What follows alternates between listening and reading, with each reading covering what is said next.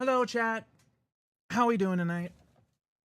Hello, War. Hello, Infinity. Hello, Lazy. Hello, everybody else sitting about, lurking in the chat there. I hope we're all doing okay. And yes, it is time for Rhombus, the shape that truly is the most extant of all. I have tea. I have big old glass of soda. The rest of the bottle that didn't quite fit in the glass. And like 37 throat lozenges. You know, like honey to go in the tea and more tea to be made later if it's necessary. So hopefully I don't fuck myself up too hard reading the dialogue for the Intervallo today. Imagine it will be funny. It seems to have Kichun involved. Or, you know, at least amusing. Cultivation memes continue, as the title says. I believe the actual fucking subtitle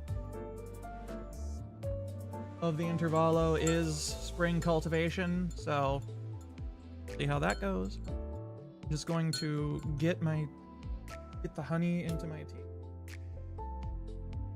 We'll probably bullshit for a little bit, to be honest, before I really get into it. Hope y'all had a good weekend. Anybody get up to anything particular? You just all hanging about, vibing, chilling, as you deserve. Rest and relaxation upon ye all.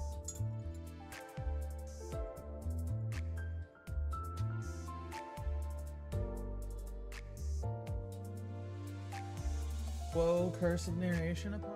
Yes. It's also, the curse is also upon ye all, since you'll have to suffer through shitty fucking voice acting and bad reading. So, you're struck dead by stayed up too late reading like an idiot disease. Mood. So was I. Except, instead of staying up reading too late, it was, playing Menace. Because, as we have established, the one more turn curse is tightly bound to my soul, and I will never be. Woe, tax season be upon ye. Yeah, it's upon me as well. I need to get around to doing that. Not that I really have, you know, income to pay taxes on, but gotta get those papers in just to make sure I keep in the habit of it and remembering to do it, how to do it, and all that. You know? Fucking taxes.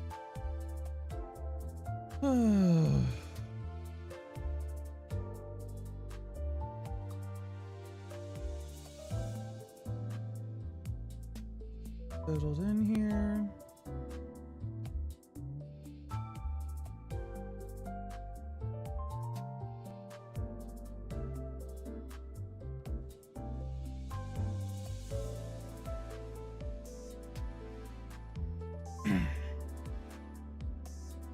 I got back into Warframe over the weekend.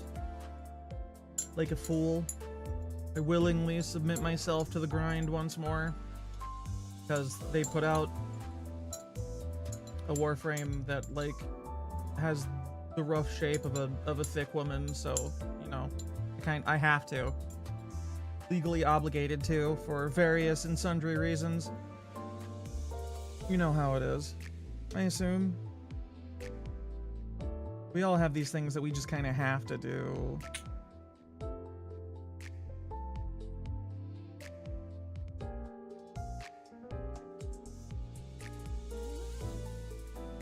Fuck. Cord on my phone. Does anybody in the chat play Warframe in any capacity at all? Or am I alone in this one? I know some of you play other gachas that I also play, but I don't know about Warframe, which is not. I don't think it technically qualifies as gacha.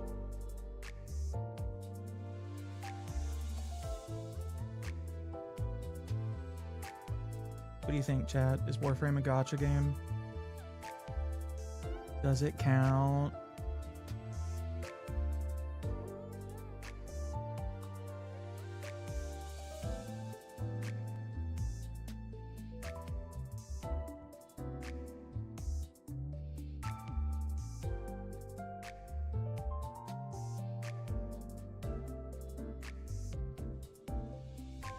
Live service? Yeah, it's definitely live service. All things are gacha in the eye of Godcha.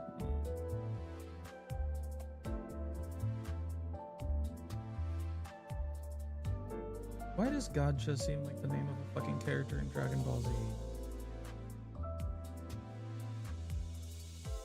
Is it purely because Yamcha exists?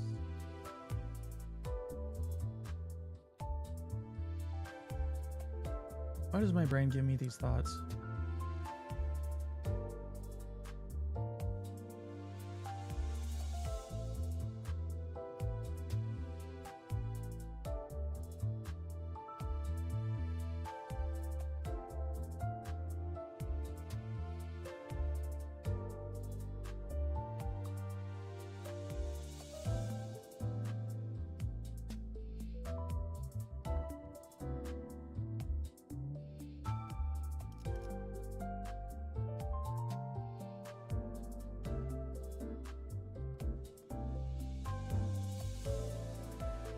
I don't know. I don't know where my brain went. I don't know where my brain went. I mean, I probably shouldn't say where my brain went on stream. Just get this.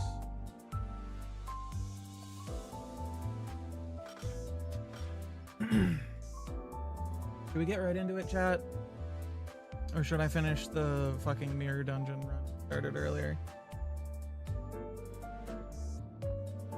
Either gonna have to do it today or tomorrow. During the whole, you know, weekly reset thing.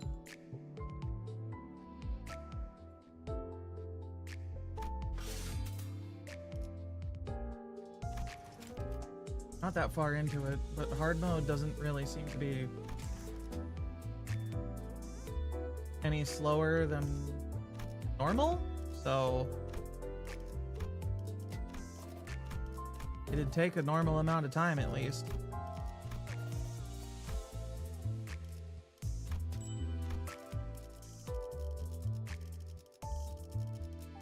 Ever actually completed one of them.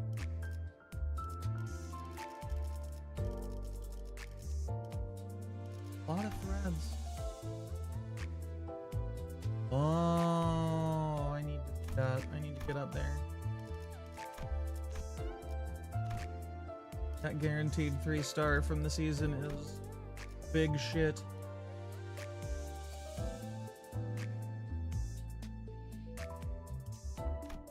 Oh, I'll do it.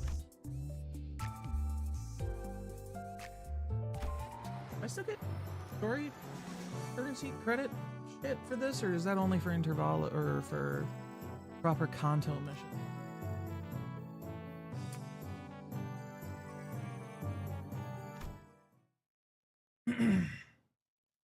Ready, chat?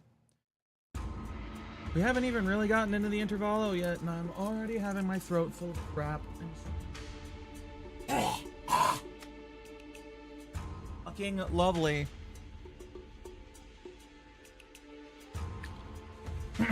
The hall was chill with a tense air, and those present all sat in complete silence. Then there was Jia Yunchun, with her lips slightly curled into a mirthless sneer.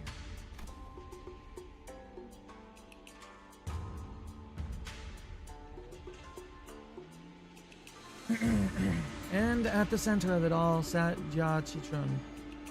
Jia Qichun, bleh, unsure of what to say next.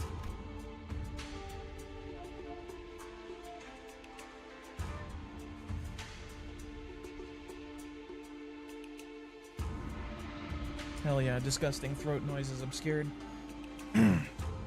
Well, everyone, Jia Yuan-chun, seated next to the hierarch seat upon which Xi-chun sat, smoothly takes control of the situation and begins the assembly. Honored heads of houses, lords of each family, their proxies, members, and he nods lightly, acknowledging our awkward presence, and little Xi-chun's guests, who stay here at our H-Corp, seems to be extending without a foreseeable end. Why? Oh no, are they having technical problems again?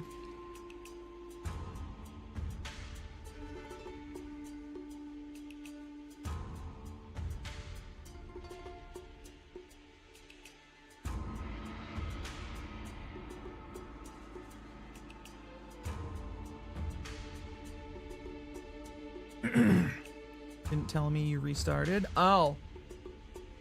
Yeah, Twitch gets weird with notifications sometimes, especially if there's multiple following right on top of each other.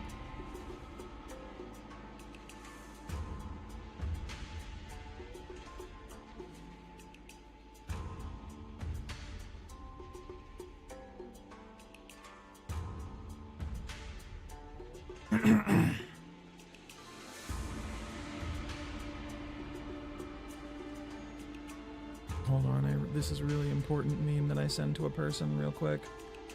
Where in the fuck?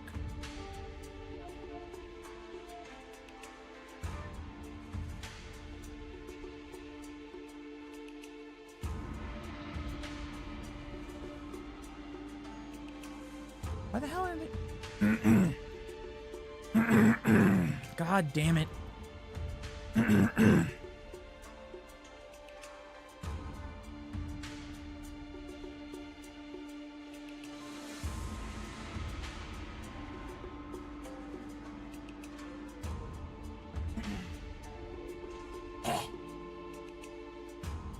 And another round of shit. Grossly spit into the trash can. Hooray. Isn't she technically from Q-Corp? What's up with her acting like she's any less of an outsider than we are? Yeah, and did everyone catch that? Our H-Corp?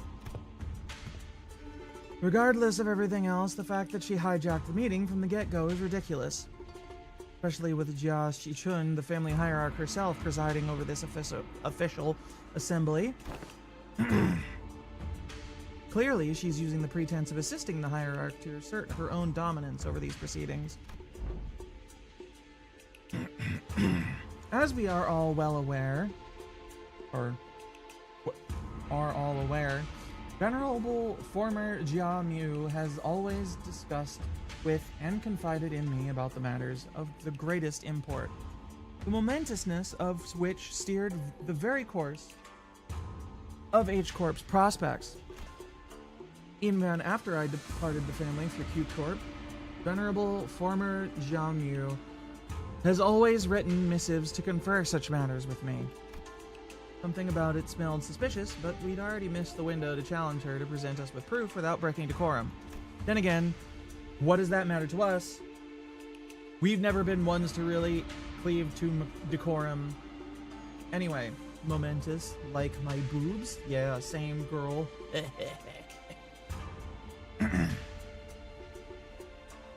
Thus, as it naturally follows that I would be the inheritor of the Venerable Jia Mu's will, I shall be presiding over this regular assembly, which is now to discuss and determine the future of H-Corp. What a grandiose and self-important introduction. It seemed clear to me that she considered herself to be the main character of the scene, or some shit. Your Grace certainly befits your station, Lady Yuan-chun. We are all impressed by your utmost dedication to the citizenry in Hangyuan, despite your already saturated schedule. We can hardly thank you enough for your magnanimity. Clearly, the things he learns at the monastery are not enunciation. Magnanimity, Lady Yuan-chun. Ah, my parents. A true shame that they couldn't be here. I've always sung praises of your expertise, Lady Yonchun. Responses from the participants are just as protracted, only obsequious instead of arrogant. As heads of some of the houses were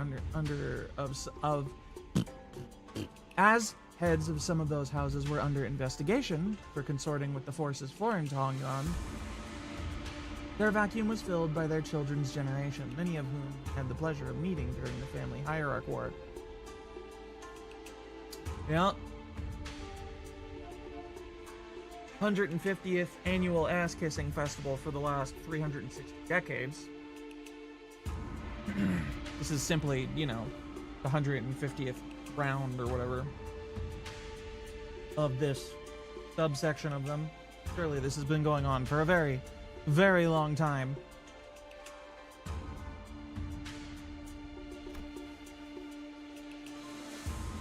Very well, then shall we welcome Jia Shichun, the next person to sit upon the seat of Hongyuan's family hierarch. Greetings, I am... Now, let us begin. For many years, all those who have gathered here have toiled day and night for the eternal prosperity and growth of H-Corp. I can see the grumpiness growing within Shichun immediately. This will not go well for Yuanchun. Ya Shichun's expression immediately sours as Yuanchun unceremoniously cuts off her self-introduction. First, onto the agenda for this assembly as our urgent discussions and passage of new major policy. Items that have been tabled for far too long: distributive contribution rights, auction policy, quarterly amnesty policy. God damn it.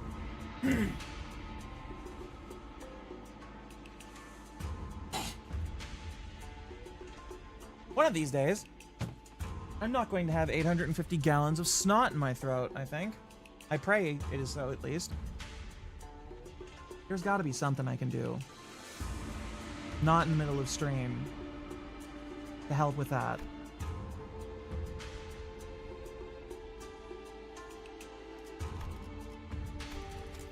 Alright.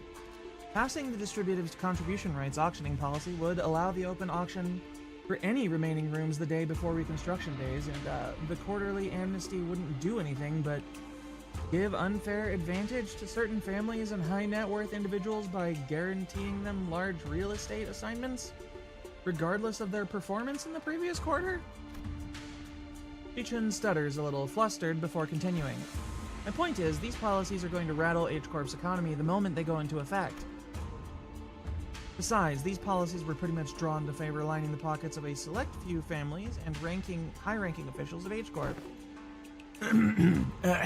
If I may, Venerable Hierarch, lining the pockets, that is quite an odd turn of phrase. Refer to the bare minimum of respect the society might pay to its highest contributing members, don't you think?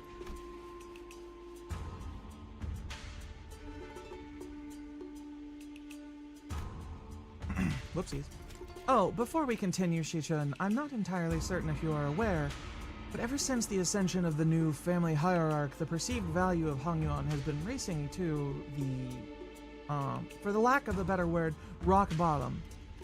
Clearly, this demonstrates Hongyuan's concern and its lack of faith in the newly appointed family hierarch. Therefore, it naturally follows that our most urgent task at hand is to put a stop to this value and reputation free fall and restore prosperity and greatness to Hongyuan once again. Yeah, okay, and that's the family hierarch's job, right? Why are you... If you had perused H-Corp's Articles of Association, you would know that should H-Corp be deemed to be in a state of crisis, the 4 great houses in the Board of Directors' voice may also carry de facto power in the Assembly.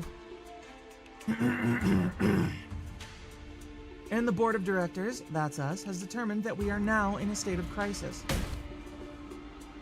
What crisis? Everything that led to my ascension to the family hierarch was legitimate, down to the final approval. These unseemly rumors and slander are tanking our value, which we have built up assiduously through years upon years of toil. So what is this if not a state of crisis? And who wouldn't doubt the new family hierarch's qualities when this decline has coincided precisely with her ascension?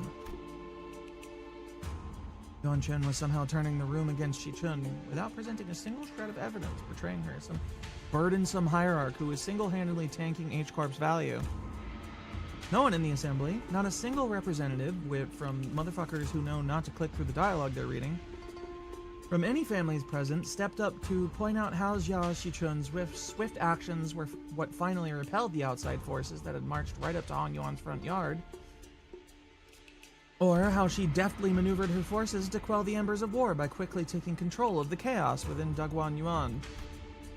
She hadn't shown any glaring signs of incompetence since her ascension, despite her relative inexperience, but everyone in Hong Yuan's board of directors, the heads of each family, averted their eyes as though all of that had somehow, inconceivably, slipped their minds.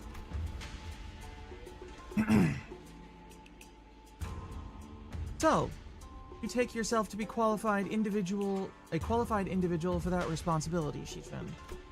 Very well then, proceed. We're all waiting for you to begin your briefing before the assembly regarding the last 30 years' quarterly net revenue records for Hong Yuan singularity-related business, your calculations on next year's fiscal debt forecasts, and the exact recipe and variation numbers for the boluses that have been registered in the last 5 years. The Venerable Hierarch has not received that data prior to the meeting. You must all be aware of the chaos that followed the ascension. We are still indexing all available materials to... Isn't that funny? Not once in the history of Hong Yuan has the family hierarch ever failed to provide immediate and detailed answers regarding Hong Yuan's historical statistics. Yuan-Chun must have known all along, too. He must have known how the previous family hierarchs were all directly supplied with a repository of information. Through the Xianhuang worm or something of that equivalent. Hi, Flimbingo D. Nice name. Who is my favorite sinner? Damn. The name that immediately jumped into my head was Don Quixote, so... But like... Otis and Rodion are both way up there. Don is peak though.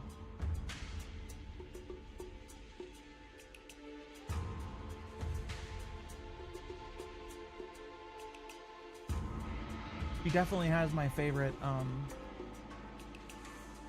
of my favorite IDs as well so far from what I've got. Have you been playing long? You up to the end of the story? Kanto 9 and stuff?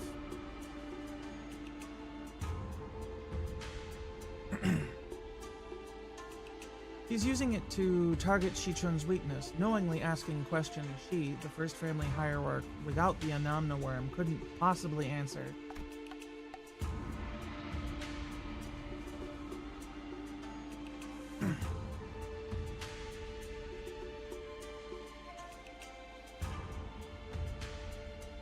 The responsibilities tied to the venerable seat of the hierarch, Jia Mu, are matched only by the... Why are the fucking Korean characters now?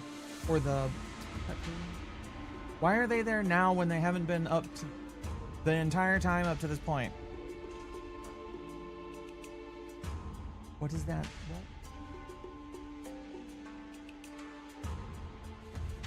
Are matched only by the great power bestowed upon it. Thus, how are we to leave the matters of the wing to someone who is... so evidently unprepared for the task? Given the present circumstances, our hands may be forced to call the vote the motion of no confidence. Motion of no confidence? A motion of no confidence, when passed by the high-ranking political officials, can result in the removal of the chief executive from office. So they're going after Shi-Chun's power, which should be surprising to literally no one that has interacted with this fucking place for more than 5 minutes.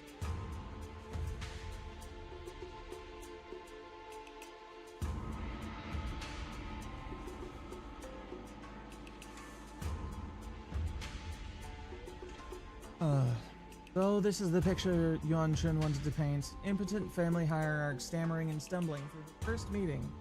The total and near unanimous lack of support from the H-Court Board of Directors.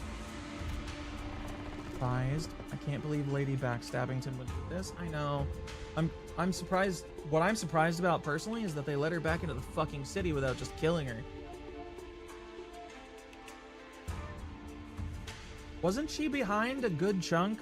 Like, easily determinable to be behind a good chunk of the, like, foreign forces coming in to fuck things up?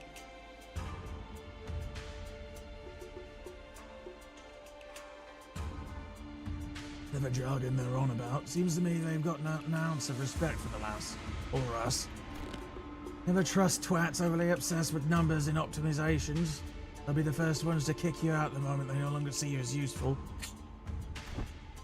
You're not the only one who's pissed off, so can you please stop shaking your leg for a second? Don't need to make our frustration any more obvious, you know. My ass would have left the chair long ago if it was. Oh, damn. In each corp, should the board of directors unanimously vote in favor of the motion, certain parts of the family hierarch's powers will be removed. It's entirely possible. He will become hierarch in name only. Oh, so they're threatening to fire her unless she falls in line. Needlessly convoluted way to... The assembly will now consider the motion of no confidence. Are there any objections to bringing the motion of no confidence against family hierarch Zhao Shichun to the floor? Hold on. The vote of no confidence isn't an item you can invoke so lightly. Qi family has no objections. Let's say the Wang family has no objections either. Yue family too. The arrest of the previous family head seems to have changed precisely fucking nothing. Those in power wore more youthful faces, but their tongues still carried the same old resistance to fucking change. The new family heads were just as uncooperative as ever, and everyone seemed to be solely interested in staying in Yuan Chun's good graces. New faces, same old. Needless to say, Heathcliff wasn't the only sinner fuming with rage. Ready myself for this. 'Tis far too vexing to simply watch and do not. Right?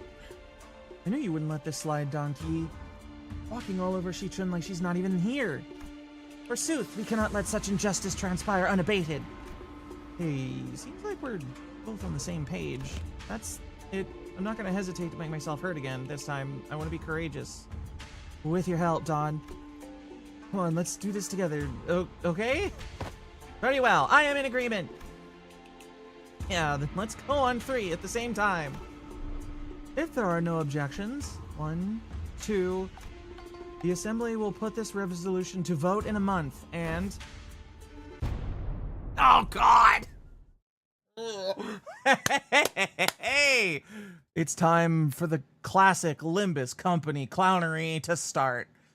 It couldn't possibly be an Intervallo without some kind of clown shit going on from us. I object. Objection. Oh yeah. Oh, have you gone mental? Sinclair stood tall at the center of the entire room's undivided astonishment. Alone. Eh?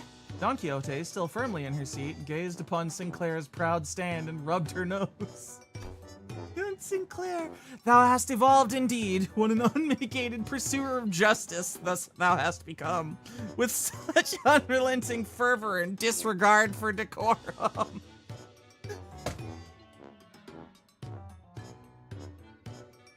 Fucking idiots.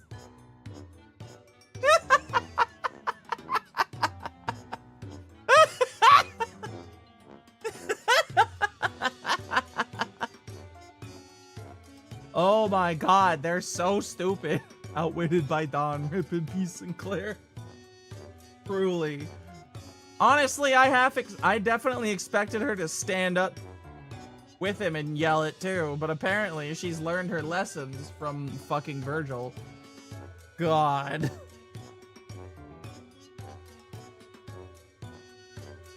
Ah. God, I love Dawn. She's the best. Certainly, mine efforts have finally borne fruit. What? Don? Did Don Quixote or Heathcliff suddenly rub off on you or something? No, wait, no! No! What happened there? Don, what happened to what? Oh? I had taken thy suggestion to mean that we must voice our dissatisfaction through the official channels, borrowing the titles of the illustrious Red Gaze in the Department of LCC? Disputes in succession of power on such a high level of government are hardly ever resolved with rash grandstanding. Wouldst thou not agree? Why are you normal all of a sudden?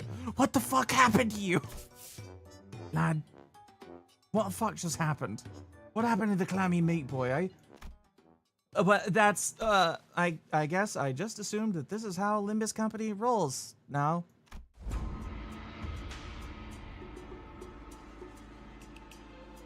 There seems to have been an unexpected outburst from Chi-Chun's guests. Withdraw your objection, and we will consider this as a momentary loss of control and not enter it as an official statement. It was, Sinclair's eyes were shaking like someone with his life on the line. If not, I take it that you have full confidence in her abilities. So please, I encourage you to elaborate. When and how will Chi-Chun demonstrate her aptitude for the responsibilities of the family hierarchy? His voice continues to shrivel into a corner. Can't. And how could anyone when we all had a very clear view of her path to ascension? During the family hierarchy evaluation, Jia Baoyu donated the coins he received from Jia Chu. 그럴 때마다 이 다람쥐군이 적잖은 친구가 되어주었겠어. 다람쥐군! We've had another great Dawn moment today, chat. Truly, she is the cleverest and most guileful of the sinners. That, or she's just stupid differently than Sinclair. Which is 100% possible. Essentially, you pity-partied your way to victory. Pity-partied? And for your ascension, Jia Chu and those outsiders from an upstart company had to almost literally carry you to the seat. Has there ever been a single victory attained by your own hands in that entire process? But have we not all been witnesses to the qualities she exhibited during the family hierarchy evaluation and her own ascension? You must have no shame snaking your forked tongue in the audience of both heaven and earth like an unwitting buffoon. That's when quiet, even footsteps broke through Yuan Chun's merciless dismantling of Chi-Chun. Yet I see the point. The hierarch with her grace needs only demonstrate her already established qualifications before all. This is no place for an outsider to speak, but proceed. Just how will she prove herself before us? What an odd statement coming from a fellow outsider who's been chattering for minutes on end. Forgive me, I could only presume from your verbosity that the right to speak in this forum was open to all outsiders. You have said it yourself, no? That the vote on the no-confidence resolution will proceed in a month. That seems to give the venerable hierarch a month to regain the trust of each family. What? It is rather clear to me that there are many who find their own defeat in the family hierarch war difficult to accept. Such a doubt is easily resolved. A match between clans should lay out the results quite obviously. Very well, a fair challenge between clans, which would preclude the participation of the family hierarch's Heisho packs and the Jelan guards. So you would remove her Pao and Ju before the garment, her cannon and chariot, before the game even begins? Why not make this test a series of sparring matches in both academia and martial arts, if such is the case? Ha! What audacity! Do you truly have that much faith in Chi-Chun's abilities? You must know the consequences of failing these matches, no? It would be a unanimous, one-sided end to the vote of no confidence, and naturally, any and all rights appertaining to the family hierarch shall be transferred to the board of directors. Fine by us. You're free to choose any champion whom you see fit. Unfortunately, your underlings don't seem to share your inflated confidence. But in the midst of the confused, flabbergasted silence from the other sinners, a clear, carefree yet defiant voice rings out. Hong Lu's retort. That's not true at all, big sister Yanchun. We actually have just as much confidence in Shichun as she does. His wide eyes stare directly and unblinkingly into Yanchun's. It occurred to me that this might be his way of expressing anger. Child, how dare he stare me down like that? Then you are welcome to try. 1 month. You have but 1 month to prove before all in audience that she is indeed fit to be the family hierarch. Should you fail, the vote may as well be a mere formality. In other words, should she successfully prove herself, none of you shall again rightly challenge the independent rights and powers bestowed upon the family hierarch. The consequences of such recalcitrance would be no different from those that the traitors are facing, wouldn't you agree? Well then, we will excuse ourselves now. Wait, I'm... Qigong turns around toward us with that same mysterious smile and slowly directs us outside the assembly hall. They call them sparring matches, but you must know that each and every one of them is a test to prove your claim to the seat of the family hierarch. A month is a time far too brief for drastic improvement, regardless for whom it may be. Learning from a proper master for 10 months straight might teach you a few things, but who knows how long the search for one such master might take. Not to mention the official channels through which you must bring them past Guan Yuan's walls, which may take up to 2 months. Why not relent now and relinquish but a part of your powers as the family hierarch to the board of directors? Oh, it seems that this fellow outsider's mental faculties are impressively lacking. My lord has spoken in the past that, when in the presence of 3 people, at least one of them is bound to be a teacher of mine. And here they are, aren't they? Shichun's masters, each carrying something new to teach her. All 13 of them. Gong gestures confidently toward the flabbergasted sinners, and the assembly came to an end. Presumably in a storm of laughter, because none of them have any respect for us at all.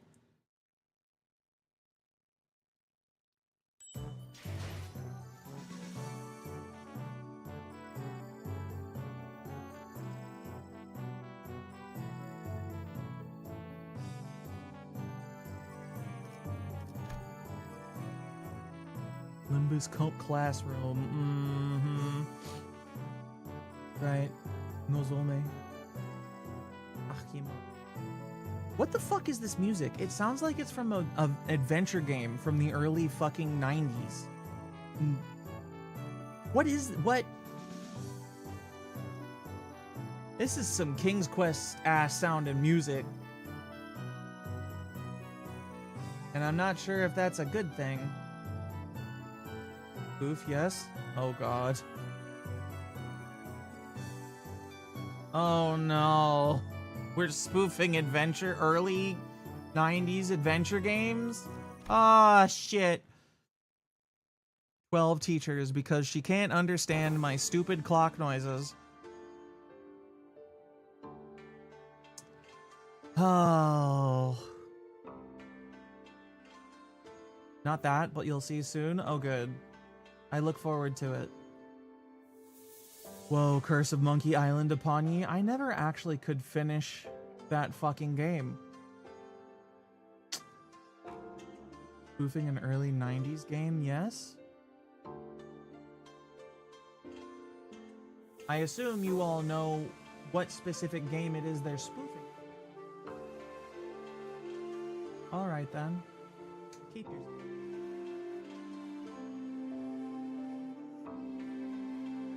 I don't know yet. I'm oddly sheltered and unexperienced when it comes to many forms of media that most people seem to know.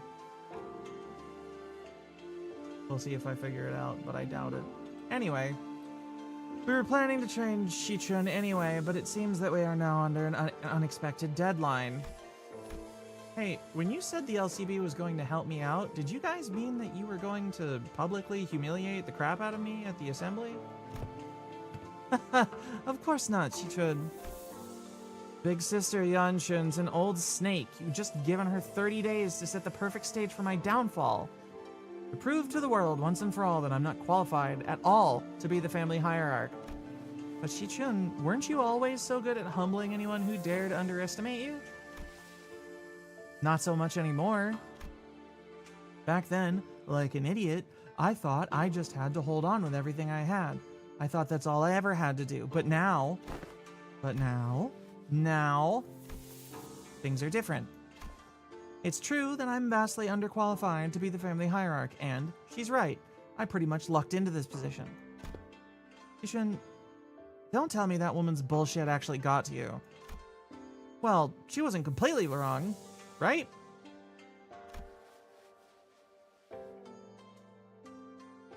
I'm just some kid who happened to be just good enough to survive some traps and ambushes. I'm afraid that the responsibility of a family hierarch might be too much.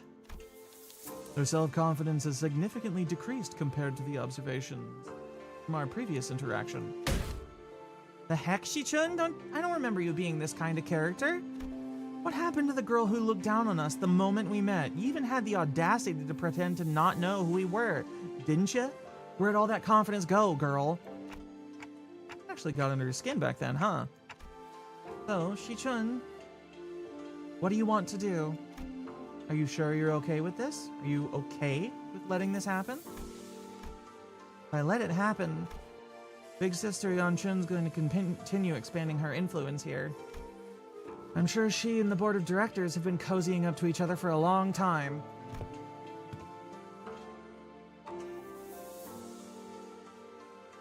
Is the implication that her testaments on her influence were true? Yep, it's true. Before she left for Q Corp, Big Sister Yeonchun used to always accompany Jiamu to assemblies. If we just let them hold the vote of no confidence, they're going to unanimously vote against me and slowly reduce the family hierarch scope of power. Who knows, they might even call for a reevaluation, however unlikely that sounds. Besides, Big Sister Yeonchun, I think her definition of Hong Yuan's prosperity might be different from mine. What she's looking for isn't H Corp's prosperity, it's Dugwan Yuan's. And I know that this all has something to do with... Damn, those ads came in quick. Alright, we'll be right back. Going to the bathroom.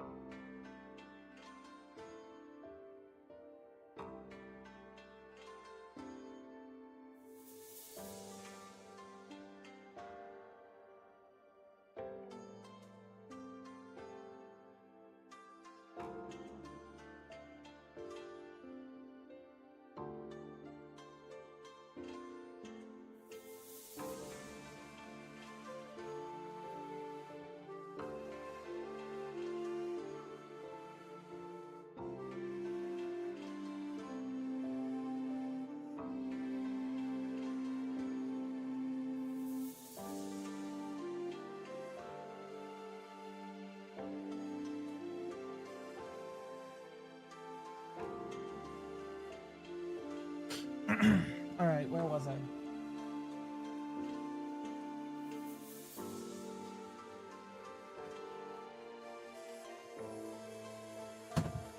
fucking snot attack apparently. And I know this all has something to do with its ties to Q Corp, which I bet has already been going on for a while, just under my radar. Uh-oh.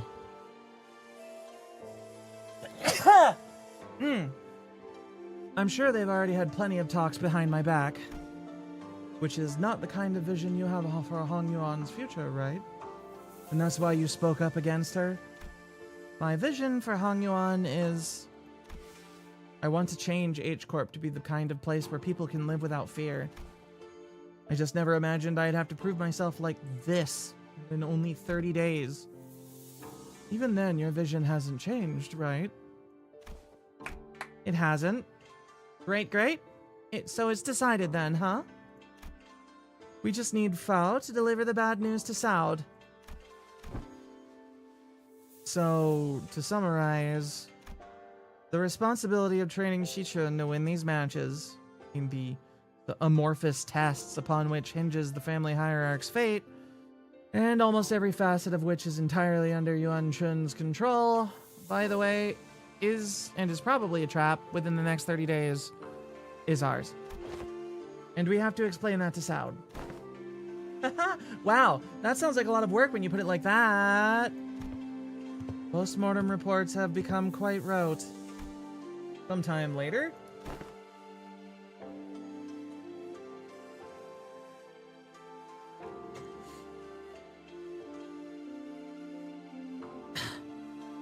Prithee, thou must impress upon the illustrious red gaze that 'twasn't mine idea this time. And Clara stared blankly at Don Quixote as she made her desperate plea toward Saud. Yes, and I understand that as well, for the 8th time. As always, Saud was wearing the same, refreshingly incomprehensible smile. The kind of smile that makes people increasingly anxious the longer it lasts.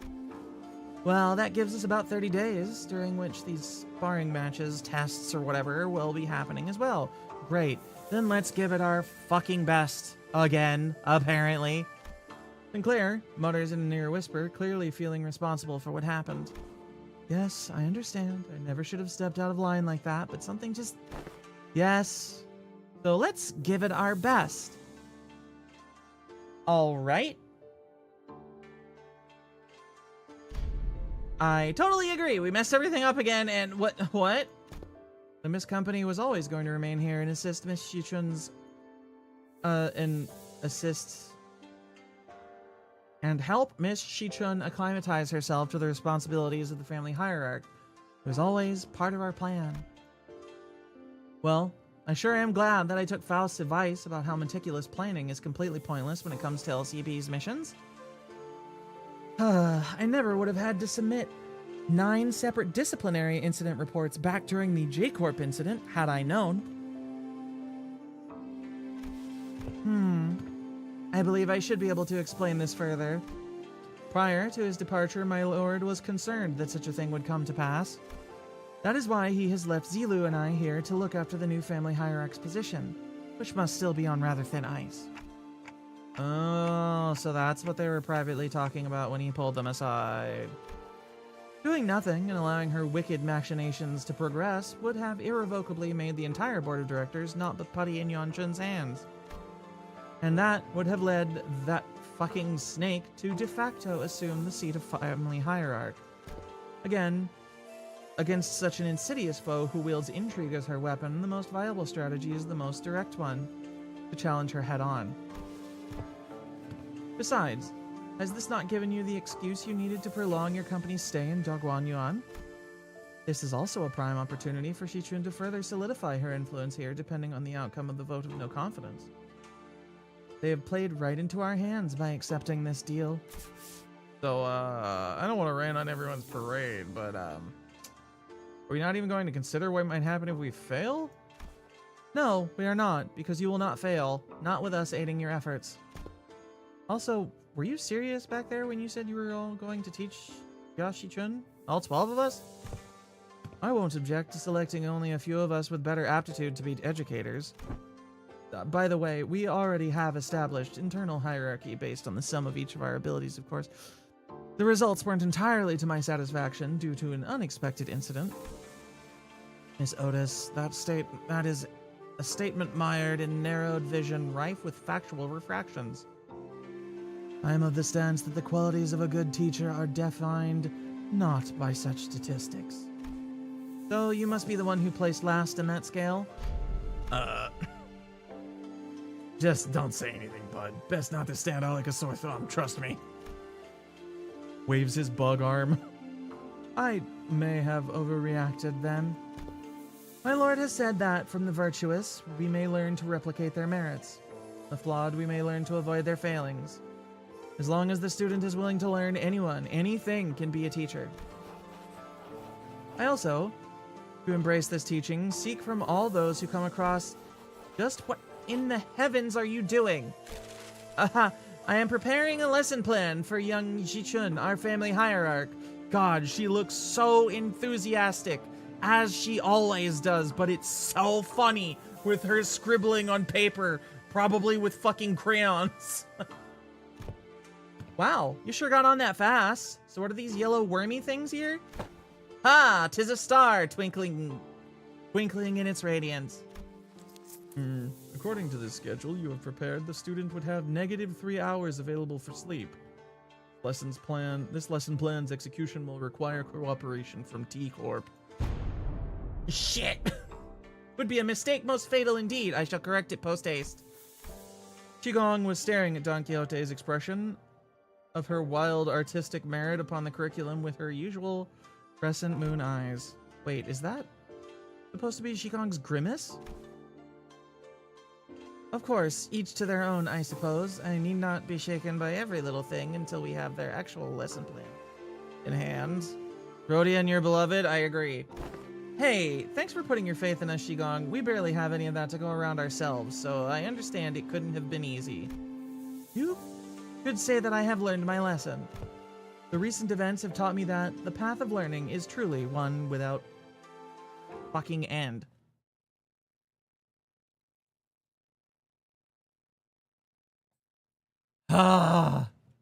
Many talking. How we doing, chat? Everybody hanging in there all right?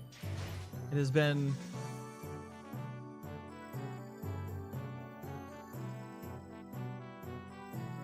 Oh, I forgot to fucking put out the announcement for the thing in places that are not this or Twitter. Fucking...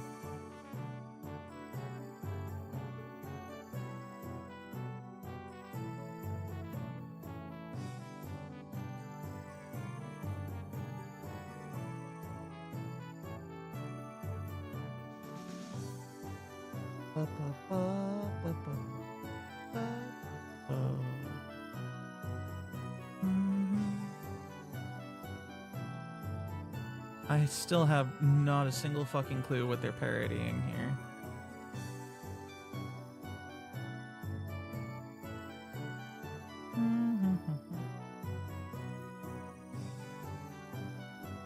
Alright. That is achieved. Let me just grab something.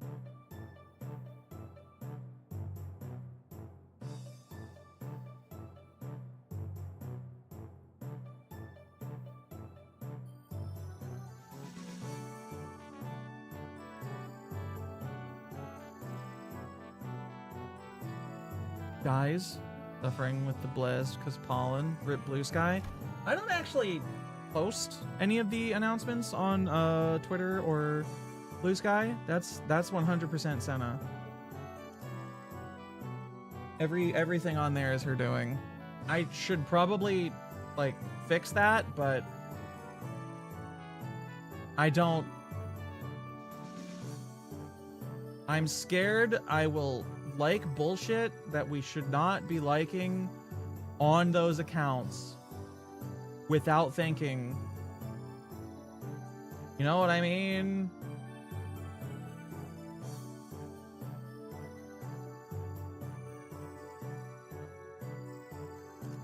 No dying. Quit that.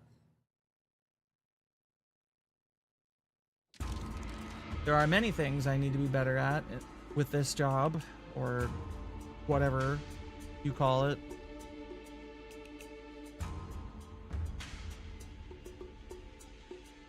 And that is definitely one of them. It's also kind of a struggle to get over my whole, what do you call it?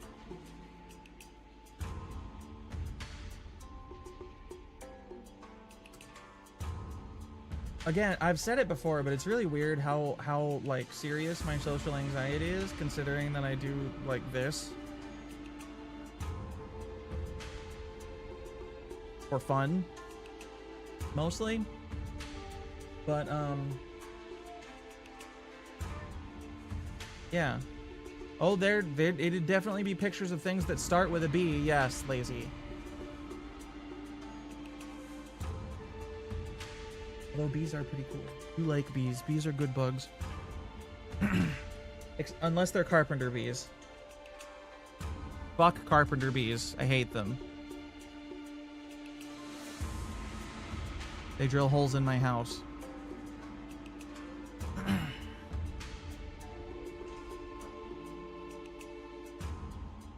I see that you have all individually worked on your lesson plan as per Shigong's request. Oh no, she's pretty. Who could have seen this coming? That there would be an attractive woman under all that fucking Hey-show stuff. The bunny pin, you die. I know, it's so cute, isn't it?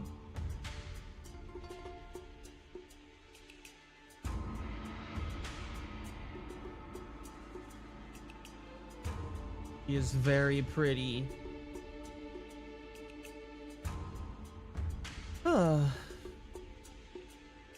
I have received a total of 12 lesson plans.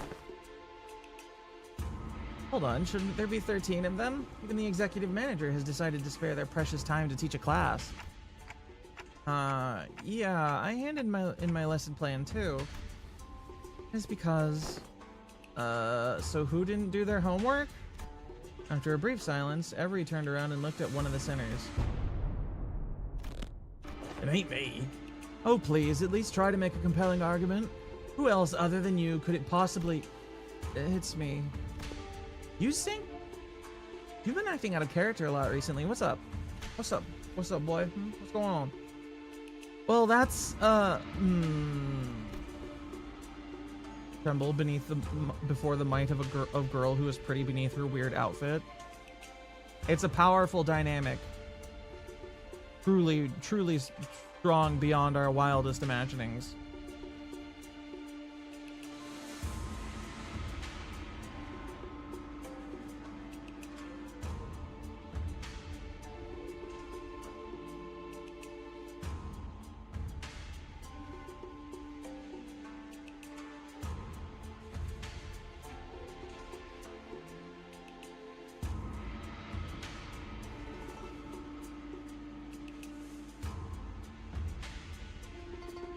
Girl pretty, yes indeed. Sinclair was drenched in sweat for some reason. Actually, in Sinclair's seat was a large stack of papers, each filled to the brim with writing. Claire, are these papers... I'm done. Sorry, I got too into making a lesson plan and just couldn't stop myself from writing. Sinclair couldn't have appeared more proud as he placed that bundle of sweat-soaked papers in Zilu's hands. And she received it with mild trepidation. You seem to have dedicated quite the momentous effort in drawing up this lesson plan. What's up with her? Let's start reviewing from the first of the stack. 108 analytical approaches to an aesthete's AAA? What does AAA mean? And how do you plan to explore all 108 approaches in a month? Appreciation of artistry in assassinations.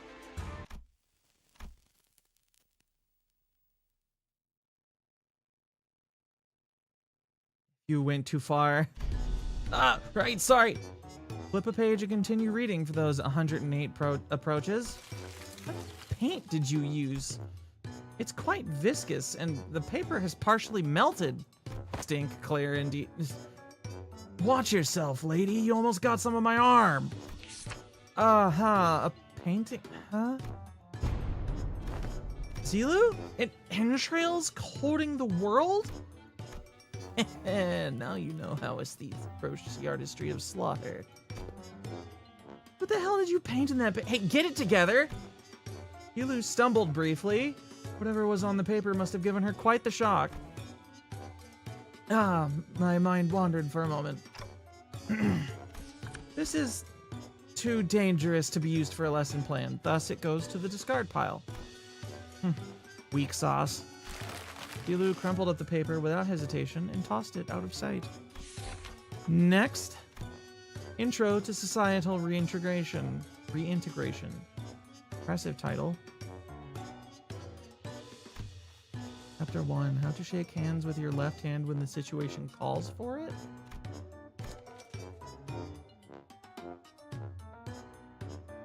Chapter 2, exploration of exclusively long-sleeved fashion and practices.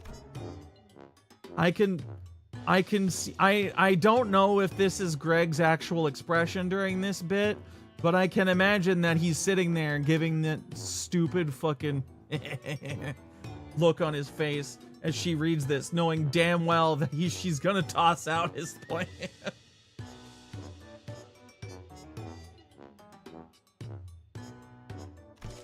Chapter 3, projecting confidence in why having a bug arm is totally cool. That's, you know how it is. Be proud of who you are. All that philosophy stuff.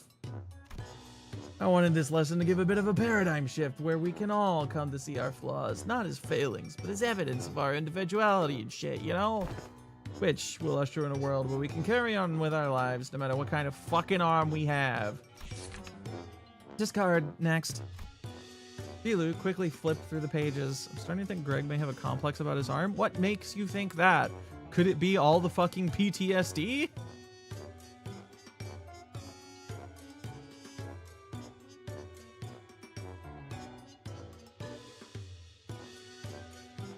And other such things? Perhaps?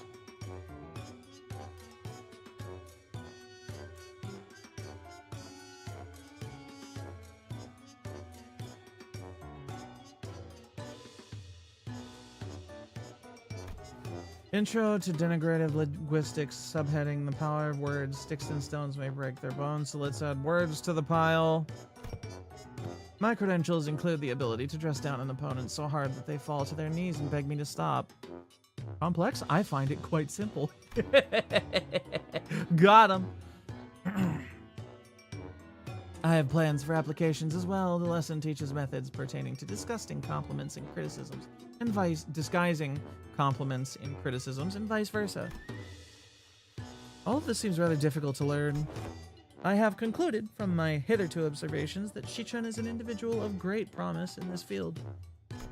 Follow my instructions to a T, and I guarantee you that this cadet shall be able to have the upper hand in any verbal confrontations. Is this a curriculum to make the best brawler or the best family hierarch out of me? Zilu seemed quite interested, but Jia Shichun's vehement veto eventually overruled the suggestion. Pretty subtle about it, but he's dropped the occasional minor hint, indeed. Gaslight, gatekeep, graduate. On Justice, another impressive title. Subheading, methodologies of captivating an entire room of preoccupied audience. Card. Spy on me! Wherefore?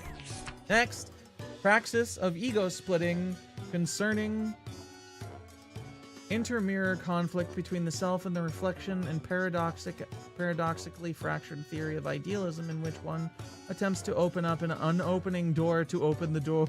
Wait, hold up.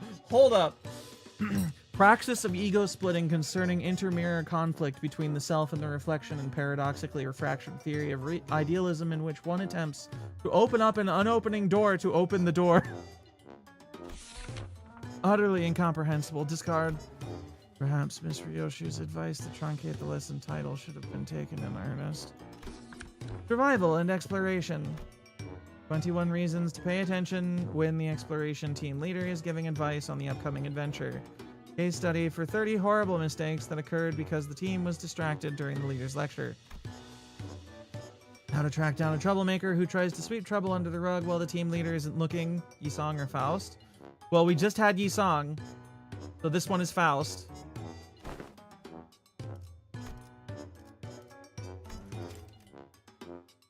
One of IRL Yi-Song's most famous poems had no spaces on it. Ah, I see. I see the reference then. While the team leader isn't looking, someone ignored my advice that we should have been moving 2 steps ahead. Finally, I've narrowed down to 3 culprits. Wait, I forgot to take that part out. And into the shredder it went. That paper shredder could hear. The art of using yawning as a cover for popping a cookie or 2 into your mouth, especially useful when getting lectured. Hey, if you get good enough at it, you can do that with nuts too. Aha! So it was you who made those crunching noises in our last meeting. What? No! Do you take me for an amateur? The art of social maneuvers, how to let it flow through you. How to not make things awkward when you walk right in on someone bad-mouthing you. The most important part of this art is to flash a refreshing smile in a way that looks earnest. It helps when you convince yourself that smiling is what brings good fortune. Smiles have a way of disarming people, giving them pause and making them hesitate. I remember that. Big Bro used that technique to confuse a lot of Dagwan Yuan people who hated him. I see. I can't quite bring myself to throw this into the shredder. Next, how to remain in complete stillness for a week until the next command is received. Fucking Marceau.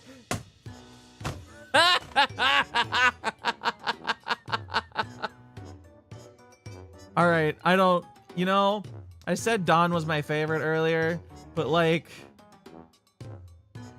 and I really do think they're all fantastic, but I feel that Dawn and Marceau constantly fight for the top spot based on which one is being stupid at the moment. This lesson plan was designed based on Rodian's advice that I must prioritize strengths that are unique to myself. Look, in my defense, I didn't know he considered that to be his unique strength. Okay. Let us consider whether standing in complete stillness for a week is a quality one might seek in the family hierarchy. This one is certainly interesting. Perhaps asking a collection of degenerates, losers, and girls or boy failures for advice was a mistake. I'm sure Zigong is learning a lot from this. Multitude does tighten its hold indeed, yes. What's up, Joy Boy? How's it going? What separates bravado from bravery? Jack shite, sod off and grab your weapons. Yep, always gotta read the full print. My philosophy that reason doesn't necessarily need to be hidden before coming to blows. Martial prowess is indeed an indispensable part of the family hierarch's qualities. But our focus is not on developing a hierarch of a syndicate. Next. Oh, it's going? Good. I prefer that it continues to go for all chat.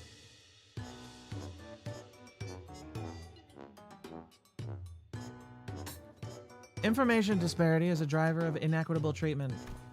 Oh, huh? That's actually the most interesting sounding one so far. And the application of engineering frameworks.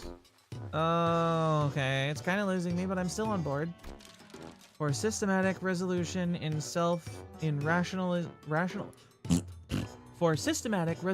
rational self-interest driven societies.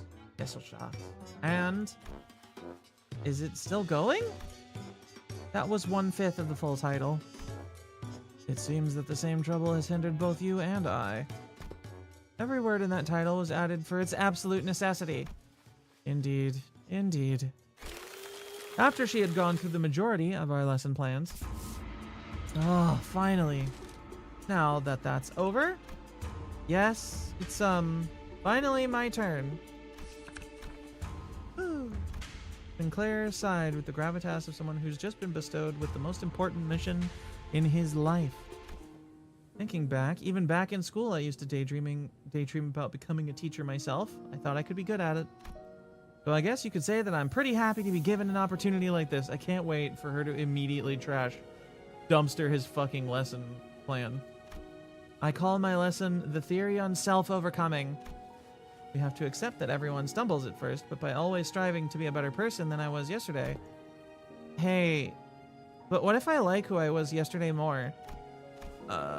That's okay. Everyone has their own unique potential sleeping deep inside. So with everything I've learned and experienced so far, let me teach you. Let me teach you how to not doubt your own capabilities. How to always shoot higher. Hold on, you had me for a second there, but what's up with acting like you're infinitely more enlightened person than me?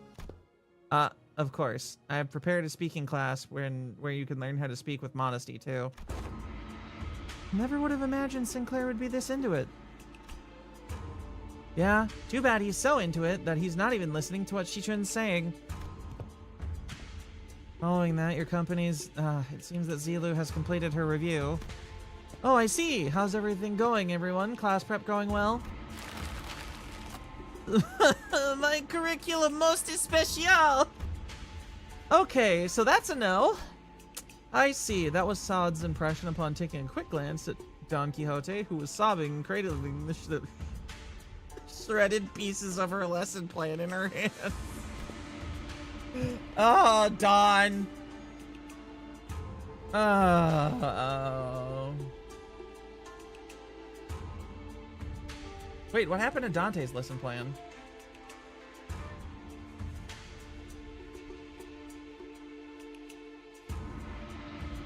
Well, it wasn't a complete bust, at least. Sinclair's lesson plan survived. Miss Shigong, Miss Saud, I've prepared a full 30 days worth of lesson plans. Would you like to take a look? But Shigong and Saud weren't looking at the dozens of lesson plans Sinclair presented so proudly before their eyes. They were looking away.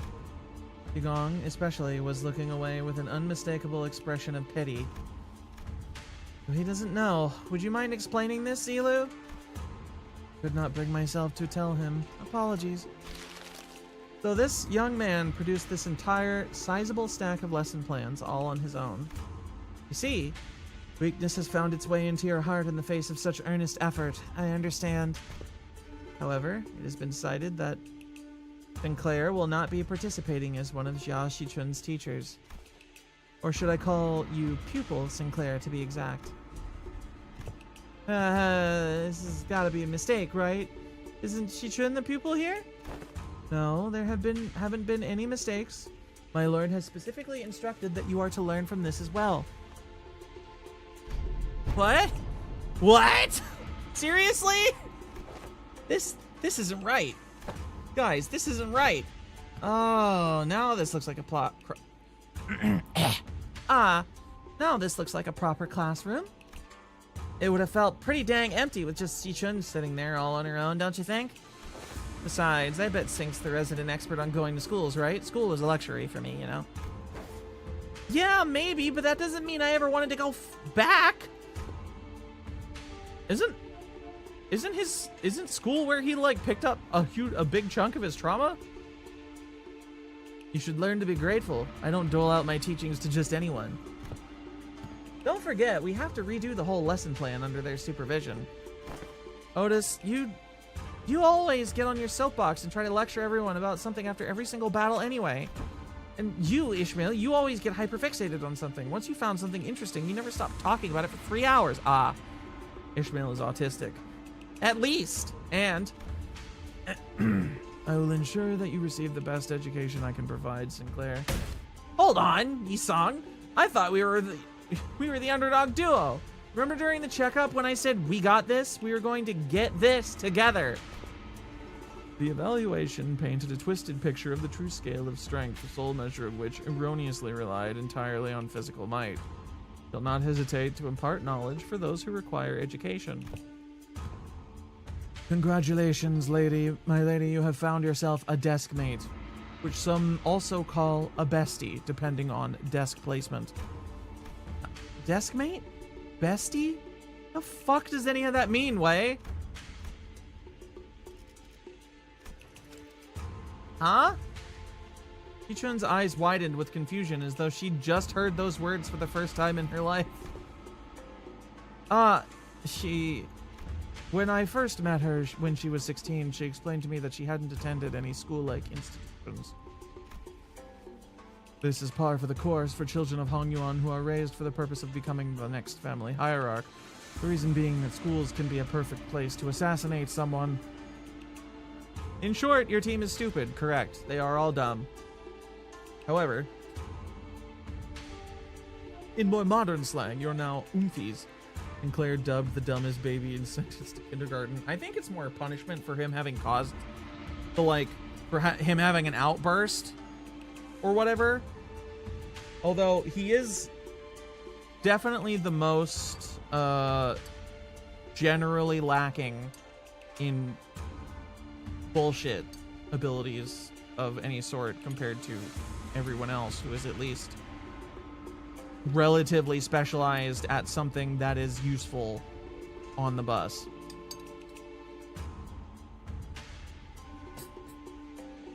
Except maybe rhodium. I don't know what the fuck Rhodia does outside of being like cheerleader. So, deskmates and besties?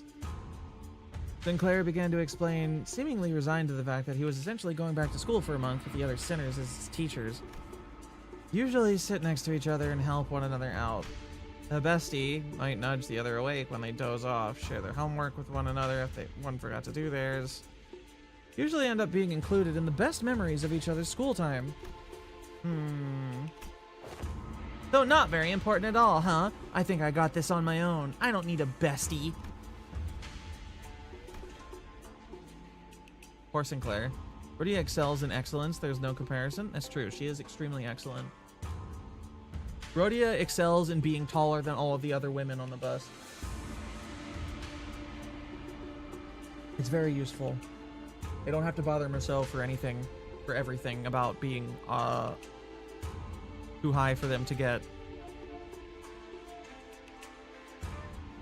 Leaving Marceau to be weird and sit in a corner and not move for weeks until Dante tells him to do something.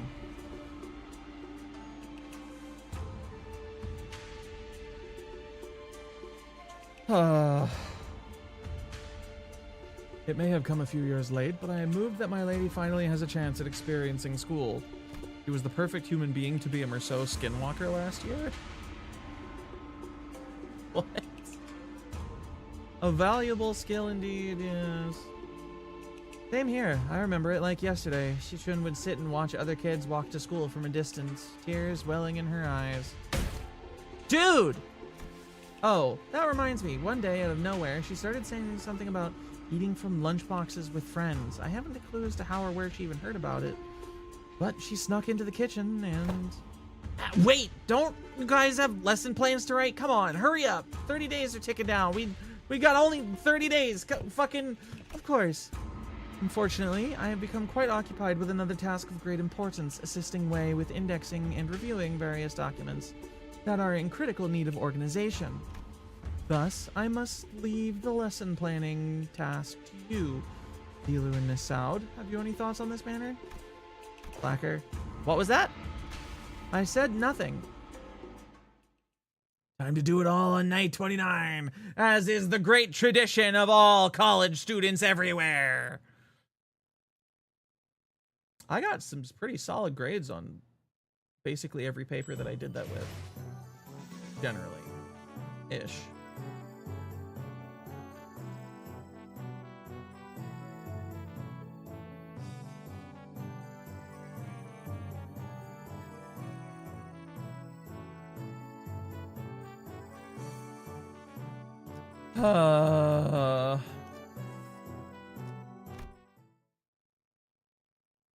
Wait, is there actually going to be a fight in this one?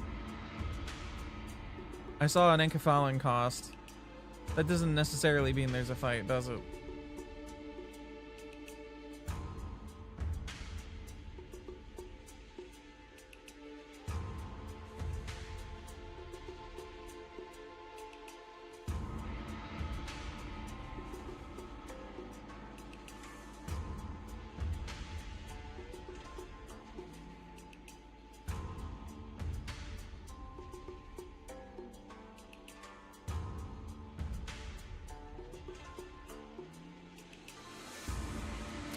Sorry, I was distracted by boobies that I saw on my other screen. Zilu and Saud appeared to have aged several years overnight, their faces sunken and hollow. Finally, after referencing the idiosyncrasies and various statistical data available to us regarding each center, we managed to come up with an appropriate curriculum. Miss Zilu? Ugh, apologies. Yo. I just gotta say, Zilu looks prettier when she's been hitting the tired bitch juice, that's all. Sleep deprivation has relieved me of clear mind. Path of an educator is truly a grueling one. Marching to battle would be much easier. For once, my inability to not yawn during streams has come in handy for the vibe of the line. You remember this Intervallo more hype than seeing your brother being born? Wow. It's gotta be pretty good then, huh? Oh dear. I'm not sure how far we're going to get into it. I am not feeling super great physically right now. All of a sudden, I had the same thing going on earlier, so maybe I caught something. Anyway.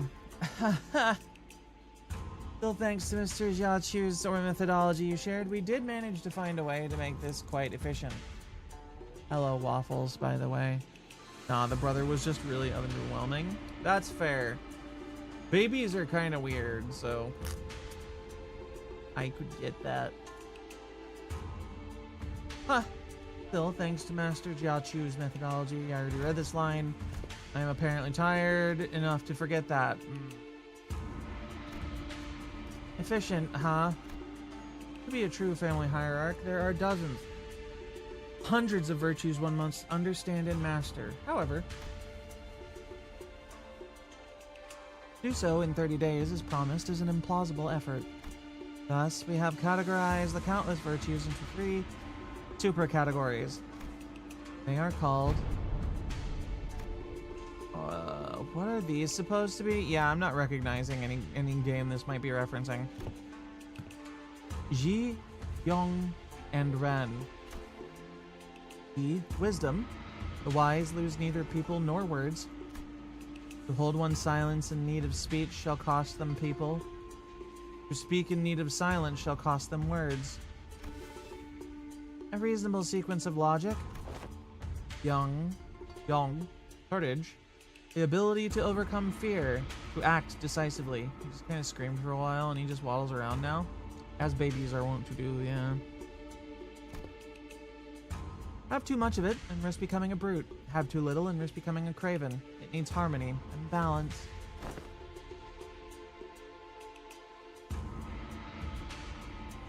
Uh-huh. So how far are we allowed to go with corporal punishment again?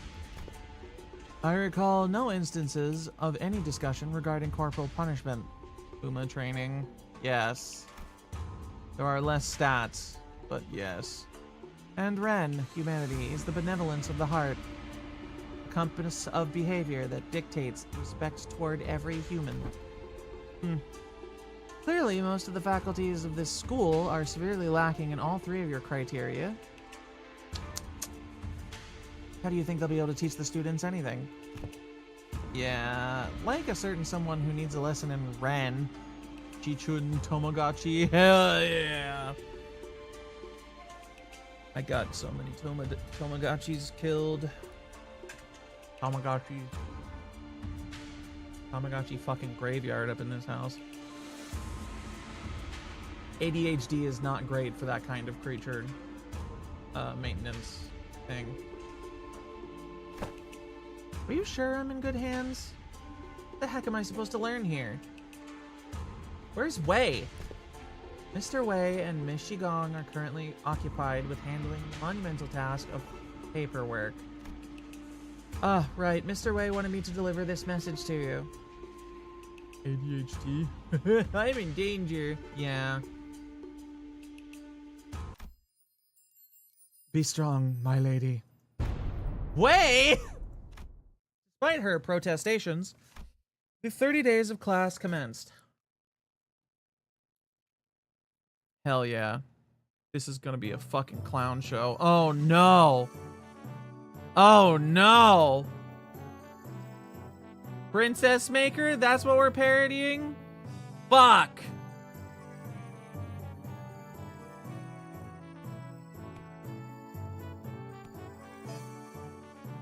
I did not play this game. The goal in this game mode is to raise the main stats, Ji, Yang, and Ren, as high as possible over the course of 30 class days. Each class specializes in raising different stats, and some classes might even raise or lower the students' morale values. Days with fixed classes. Use up to 3 classes per day. The variety of selectable classes grows as days go by. Previous stream, the beta name of this was Hierarchy. Intervallo was Hierarchist Maker. Oh god. Classes can either end in success or failure. A successful class will greatly increase the amount of stat gained, but a failed class will greatly reduce the amount of stat gained. Oh boy. Higher morale results in a higher chance to have a successful class.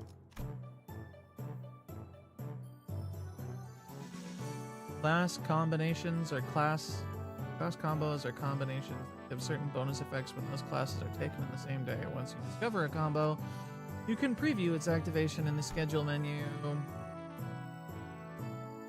View all discovered combos and undiscovered combos in the combo list. Once you've selected all of your classes, select Begin Class button to begin class.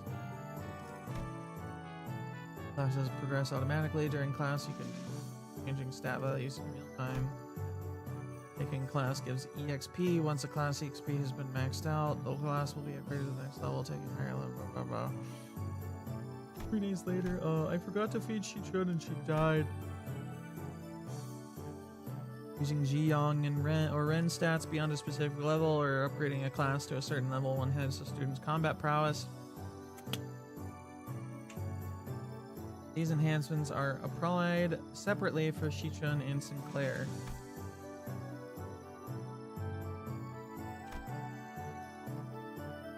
I see.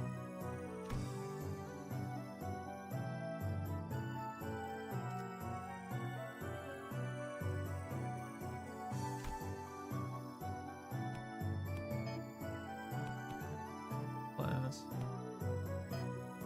I see. It's an auto battler too. Yes, I see that. Very interesting. I did not expect this in the slightest at all. This is going to be somewhat strange. My name is Yisong. That is all. Class I have prepared for the day. I've heard plenty about your mirror tech, which makes me wonder, going by the level of advancement in that technology, couldn't you have approached it from a different angle? You know how the technological advancement usually goes. People invent for the sake of creation, only to have their inventions inevitably warped into weapons of destruction. Indeed, you show much promise already. As you've surmised, now the mirror has, in the past, almost been deployed to shatter possibilities instead of reflecting them. I'm sure that's the angle most others wanted to see happen. Removal of potential risks sounds much more palatable than potential itself to some people, after all. Correct again.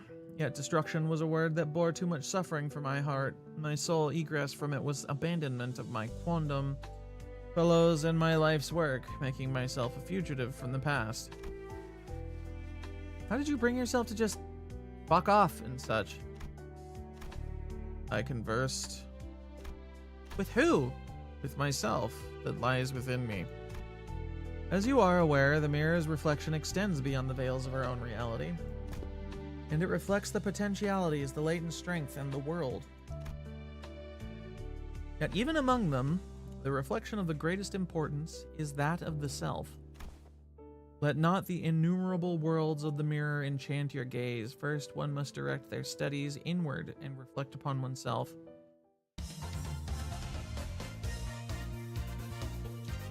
I had a very precious time learning to converse with my inner self. Oh, look at them. Look at their cute little faces. Yashi-chun has grown. Sinclair has grown. Now, if you are prepared, do explain what you see in the mirror. You needn't haste. For some reason, Shi-chun appeared to hesitate before the mirror. Hey, you know, it's been a while since I looked into the mirror for so long. My lady, do you recall Shunjen of the Shi family who contacted you for a meeting? Yeah, the guy who said he was going to show me a precious flower that blooms only at night? I remember that you were vehemently against me going out there, so I stayed inside. I wonder what kind of flower it was. Don't tell me you were actually looking forward to meeting him, man. Shun plushie on the left. It's true! Look at it, it's so small. So cute. Finally, Princess Sinclair. I mean, what else would he be? I don't know who else could qualify for princess on the status on the bus. Dawn certainly isn't a princess, no matter what position she actually holds in the hierarchy of the blood fiends and all that.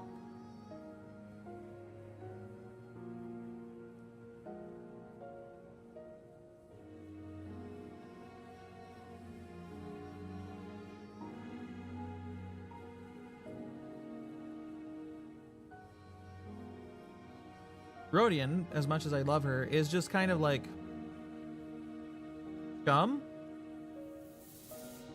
You know? She's just a poor, like, ganger, basically.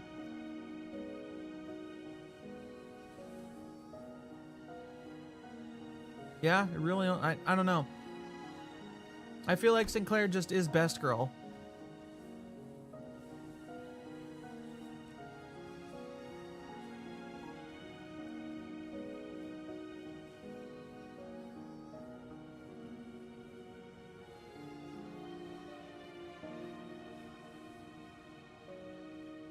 Wait for the ads to end before we continue. Rhodia a citizen? She is, yeah.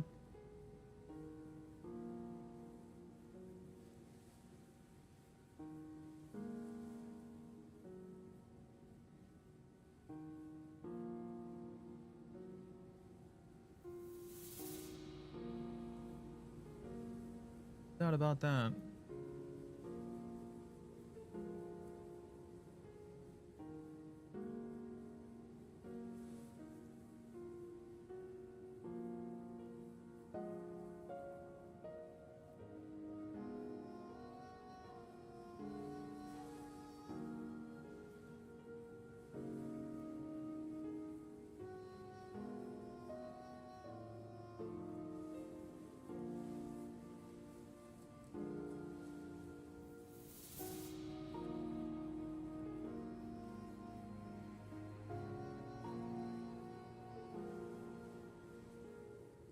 I don't know who can still hear me that plays the game, but is this a long intervallo?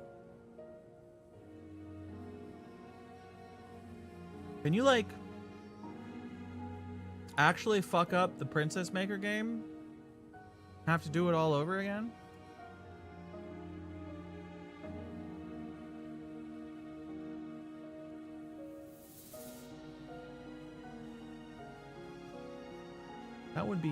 That would be something. That would be something to be sure.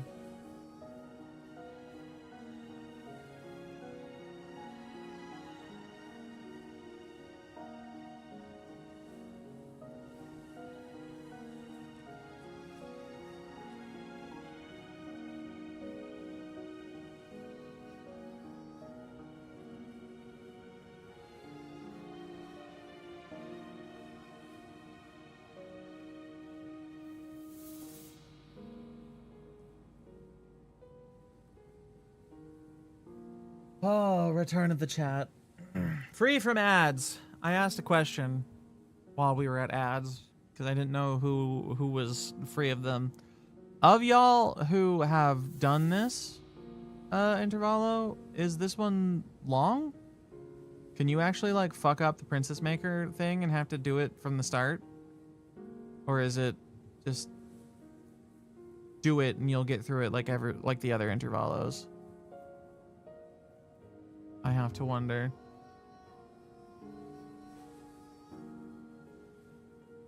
Tell me or not, whatever you find to be most amusing, but I ask nonetheless.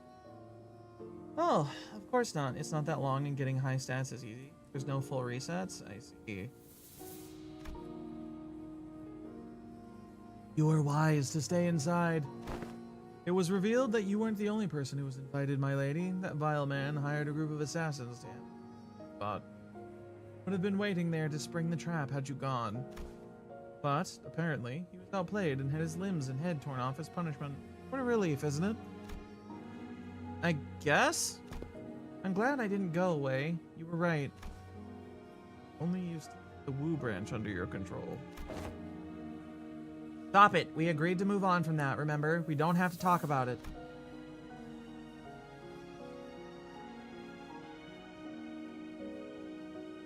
Brushing my hair and looking in the mirror as we were talking, but I realized that I no longer recognized the girl in the mirror.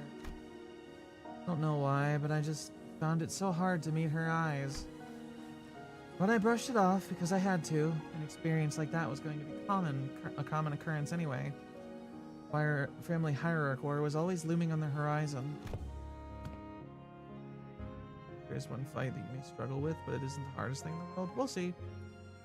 Perhaps what you felt then may have been shame, but it is paramount to face oneself nonetheless. Nay, especially so if it was. Sinclair, what do you see? I see. Well, I just see myself smiling. I don't see what that's out of the ordinary. But it seemed like Sinclair couldn't really bring himself to face the mirror. Hey, after what we just discussed, I think I understand something now. Now that I have had some quiet time looking at my reflection, I think I've uncovered a part of myself I've hidden away for a long time.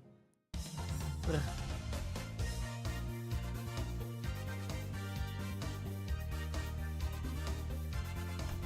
Well, the music's upbeat, if nothing else. Yay! The stats, they go up. The class, it levels up. Class, metaphysical, leveled up to effort. Expert. Gosh, Shichun slash resist is gone up.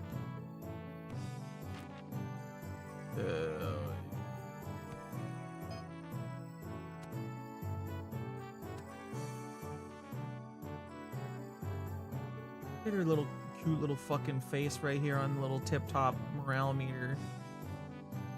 The UI for this is really nice.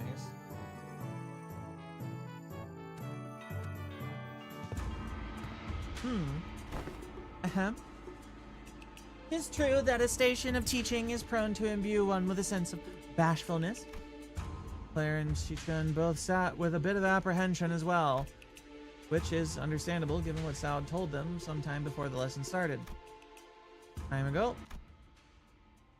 Otis, who'd been glaring daggers at Don Quixote for a good while, finally decided to voice her doubts to Saud. So, what is Don Quixote, that woman, supposed to teach? Have you not considered that her usual flippancy might only cause more trouble than it's worth? You worry too much, Otis. Today, class, we learn about squirrels! 그럴 때마다 이 다람쥐군이 적잖은 친구가 되어주었겠어. 다람쥐군! While she may not look it, Don Quixote is extremely well versed in those adventures. Wait, fuck. Was that the words? Extremely well versed in those adventure tales. And why would any of that matter? Have you yourself considered that fixers often appear when history is in the making?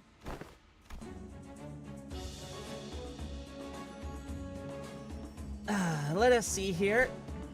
Don Quixote took a second to savor the moment as though she had been preparing her whole life for it, then continued. Amongst the greatest fixers whose honored names were engraved in history, let us commence this lesson with the tale of the fixer Yue Fei. This tale beginneth in the year... Time later. Are you done? Continue to talk at such length. She's been going for ages. Thus cometh the time to test thy dedication to this class and the knowledge that should naturally come with it. A pop quiz, if thou wilt. When she'd even find the time to prepare this? I can assure thee 'tis a quiz of entirely reasonable difficulty if thou hast paid attention in class, were they not? This pop quiz have prizes? Aha! But of course, I came prepared for such inquiries. For each correct answer, I shall bestow upon thee from this very treasure chest of mine these precious, precious fixer badges. Forsooth, I did not let a single day go by in which I did not polish each and every one of them on 3 separate occasions at the very least. I don't know. I don't really need them. Hold thine applause, for there is a bonus reward for the who, by the end of this match, carries more badges. Thou shalt attain the role of a protagonist in this theatrical play of my making. Fixer Chronicles, Yue Fei. 'Tis an opportunity of a lifetime. I'm still not really sure. It's not doing anything for either of us. Ton is the cool teacher with the stickers, but if you let him ramble, yeah. Dawn is the history teacher that doesn't know when to stop going on about her special interest and actually teach the lesson that's on the curriculum.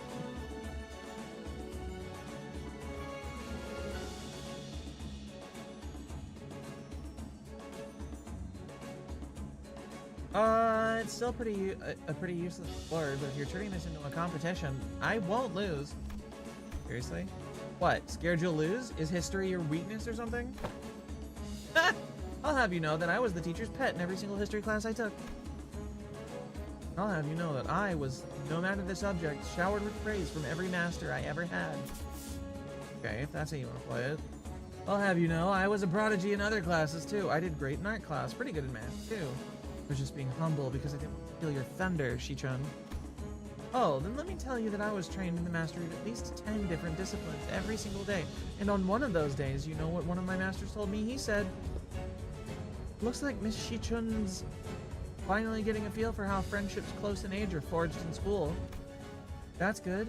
No matter how excellent her masters were, there are some experiences you just can't.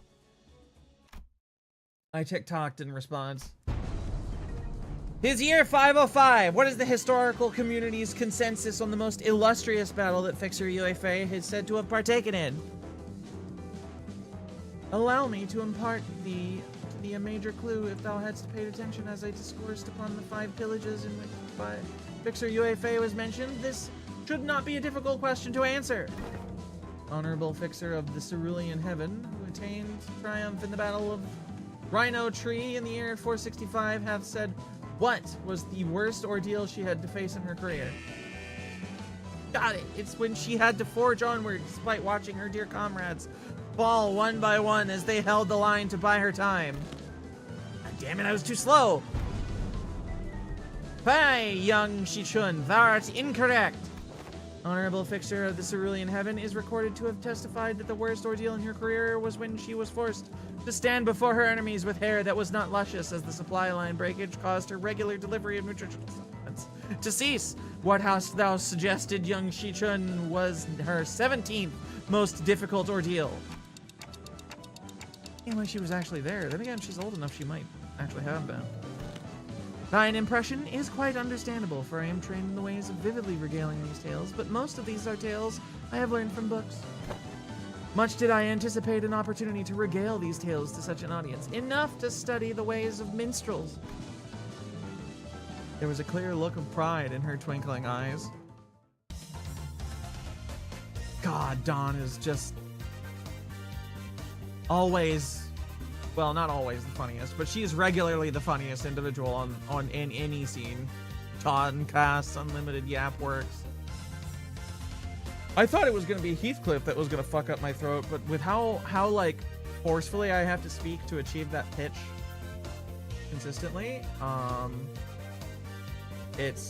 It might be Dawn.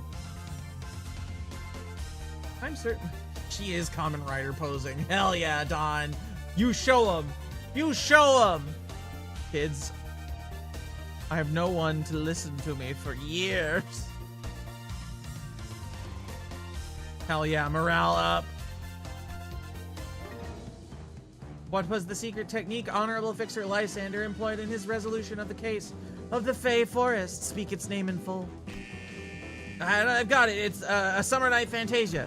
Aha! Yet I cannot let pass such an unmotivated retelling of his super ultimate move. Hardly could one internalize the true noble spirit of Fixers. By simply reciting it with such apathy, thou must recreate the exact pose and the enunciation. Are you kidding me? Oh, come on, you can do this, Shichun. You can do this. This is nothing. The illusions of a midsummer night shall endeavor the whole summer night fantasia. Thine enunciation was quite shaky upon the word illusions, yet thou hast demonstrated sufficient courage, thus I bestow upon thee this badge. I grow tired of this nonsense. Just how much longer are you planning to drag this on? Thus muttered the hero, then declared, I shall tear this evil storm asunder and find a place for this blade at the center of thy heart. Dante, lights, left side. Gotcha! Like Billy teaching a class. I feel like this is somehow more put together than if Billy was teaching a class. And I don't know how to feel about that. I don't know how I feel about the implication that Billy is less put together than Don Quixote some fucking how. Don Quixote, who was watching Sinclair and Jia Shichun's two-person play, silently wiped her tears away. Bravo, bravo! Certain major details were missed, such as that Yue Fei, the Fixer, was left-handed and that he had a habit of playing with a lighter in his left pocket before every duel. Yet 'twas a wonderful reenactment indeed. I have no other critique to impart upon thee. When faced with great adversity in thine adventures, rekindle the memory of Yue Fei, the Fixer's final duel. Remember it well. Thus cometh to an end the lessons of today. Huh. It's just for a moment, but I think I'm starting to get it. I get why she's so obsessed with Fixers. Clutched tightly in Shichun's hand were the badges Don Quixote had gifted to her. She goes through her whole fucking, like, moveset there before she ends with the Kamen Rider pose. Excellent.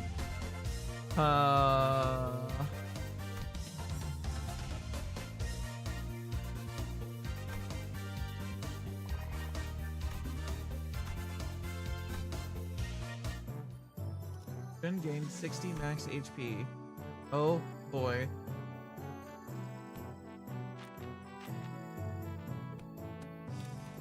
What do we got for combos here?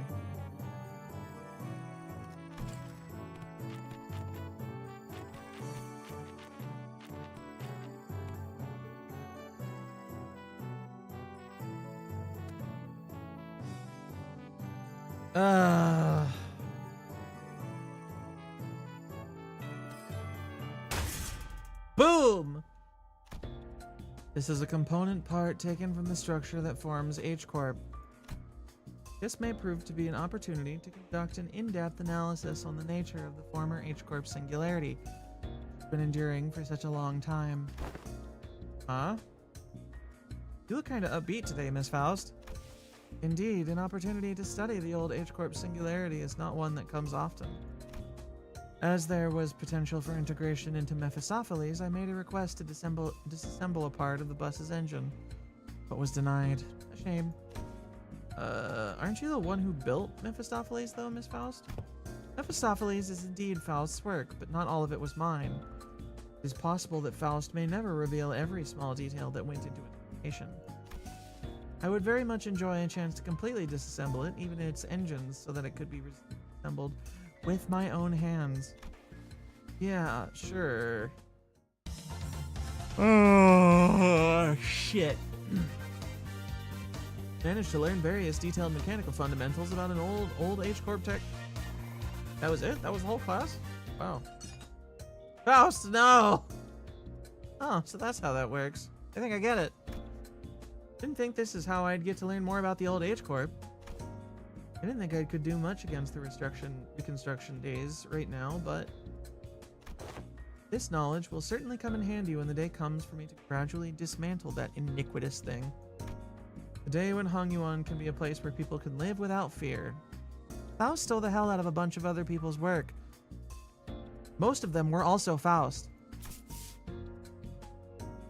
Without the fear of the encroaching reconstruction days, without obsessively counting their rooms to see if they'll fall in or not, till Hongyuan can be a place where you can sleep with the promise of safe tomorrows.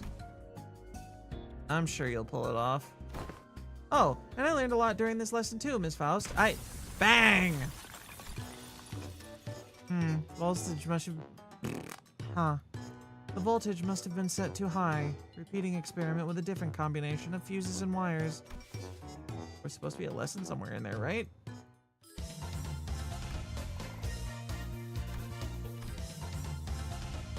They do seem to be going a little bit faster, which I am both thankful and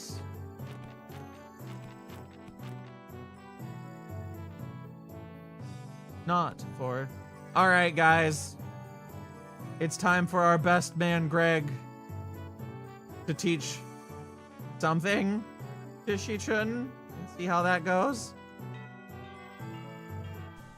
Unlike some other classes, which were more on the upbeat side of things, time for PTSD for Beast Crispy Faust. He'll be fine. The room's air fell grim and solemn as soon as everyone saw what Gregor had written on the chalkboard. On war?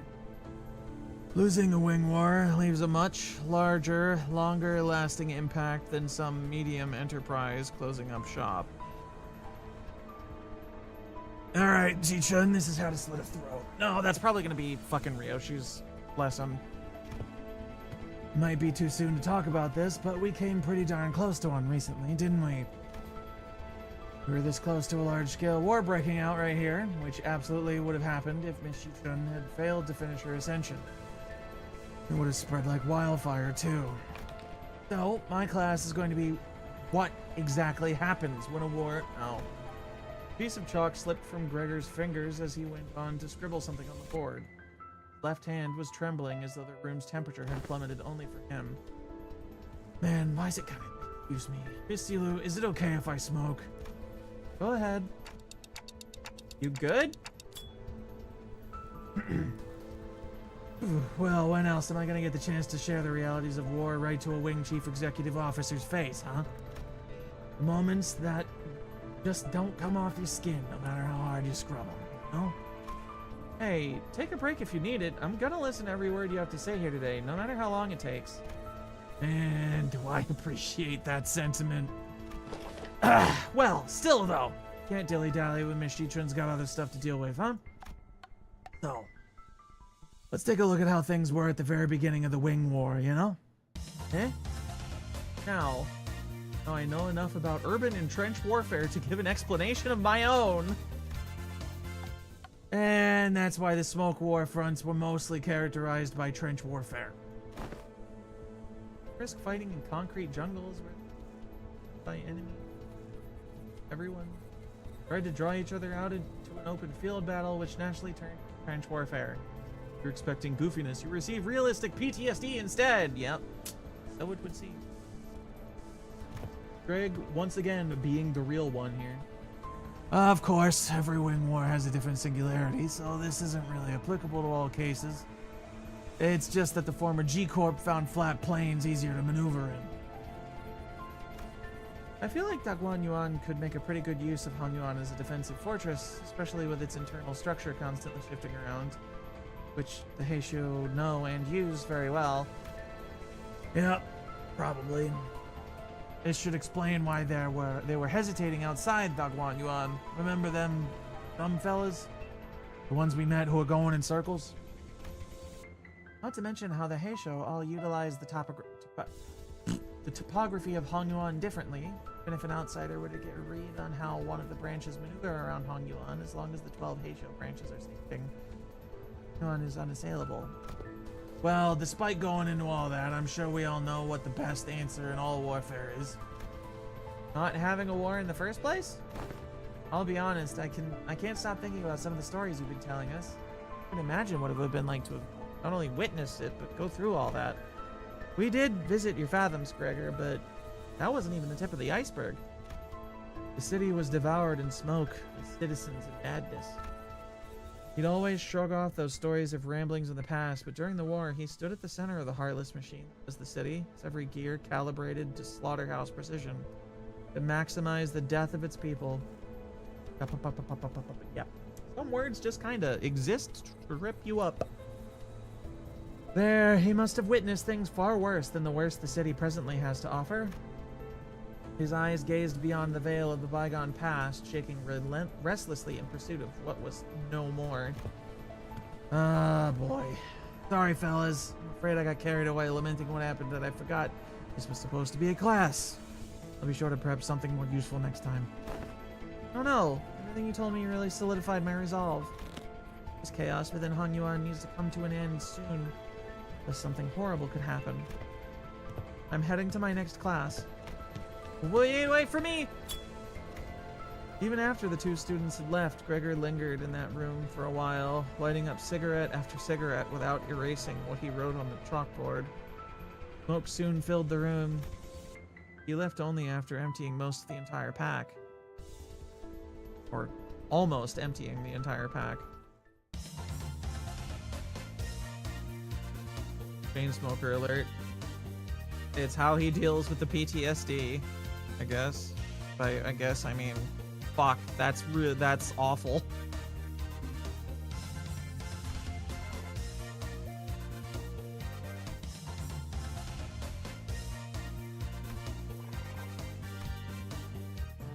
Aw, damn. Yashichun's Jingang Bolus. Passive improved. Oh no. Hong Lu time.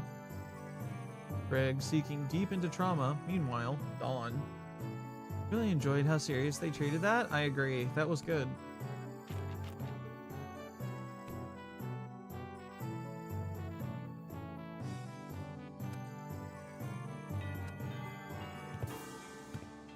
How our class is going, Shichun? Not you, big bro. I pay attention in class. Oh, hello, Miss Dio. I don't know why I had him be Mickey Mouse for a second there. He really was insistent on helping me out, even though I refused because she looked preoccupied. The moment I found out about the contents of his lesson plan, I simply could not allow him to do this alone. Like it's going to be another serious class. Apologies for the delayed greetings. Dio of the Lin family formally extends her greetings to the venerable hierarch. Been a while since I heard that greeting around here. Wait, what about Big Sis Baochai? Are you sure it's okay for his Yue family bodyguard to be here? I am no longer employed as his guard. Wait, don't tell me you got fired. Everything I did that day, including accompanying you, was under Miss Baochai's orders. As for why she no longer needed my services, I don't understand myself. Suddenly let me go after the trouble was over. So what's there for you to teach me, big bro? Your last lesson plan about not making things awkward got vetoed by Zilu, so you could have taught me a thing or two if we were still kids, but come on, you spent most of your time stuck in Hongyuan before leaving Hongyuan. I don't know what you could possibly have to teach me. Don't worry, Shichun. This is the one thing I think I'm pretty good at. My lesson for Shichun and Sinclair is clear, neat handwriting. Honglu wrote, "Surviving Hongyuan" on the chalkboard. Oh, well, I don't think I need any help in that department from you. Look, I know you've had your share of assassination attempts, big bro, but the previous hierarch and the Elder's favor sheltered you from the worst of it. She's not wrong. Back when we had to fight our way through a bunch of sweepers, weren't you also one of the handful who got assassinated? Oh, that? I was wandering the hallways because I felt like something was off about my room. Until Dante told us all to go back to our rooms, of course. Wait, it was my fault? You have some intuition, I'll give you that. Like I'm going to have to prove myself. Dale, would you mind preparing the thing? Have my utmost faith, but please do practice caution. Sometime later, Lin Dio appeared with 4 bowls, splishing with tea before sprinkling some powder into one of them. What's that? Powdered wolfsbane. I see where this is going. Going to teach me how to tell which of these bowls contain poison, right? You can stop now. I learned to recognize infamous poisons like wolfsbane when I was 7. If it was something as tame as what you're suggesting, Venerable Hierarch, I would not have been here to accompany him. Lin Dio continued her process, sprinkling wolfsbane powder into 2 more bowls. Honglu, who was watching with that oddly contented expression, closed his eyes. Please mix them up, Dio. Okay, wait, what? We stared in confusion, but we could hardly tell what was going on with the speed at which Lin Dio swapped around the bowls. When we looked back at Honglu, there were 3 silver spoons in his hand.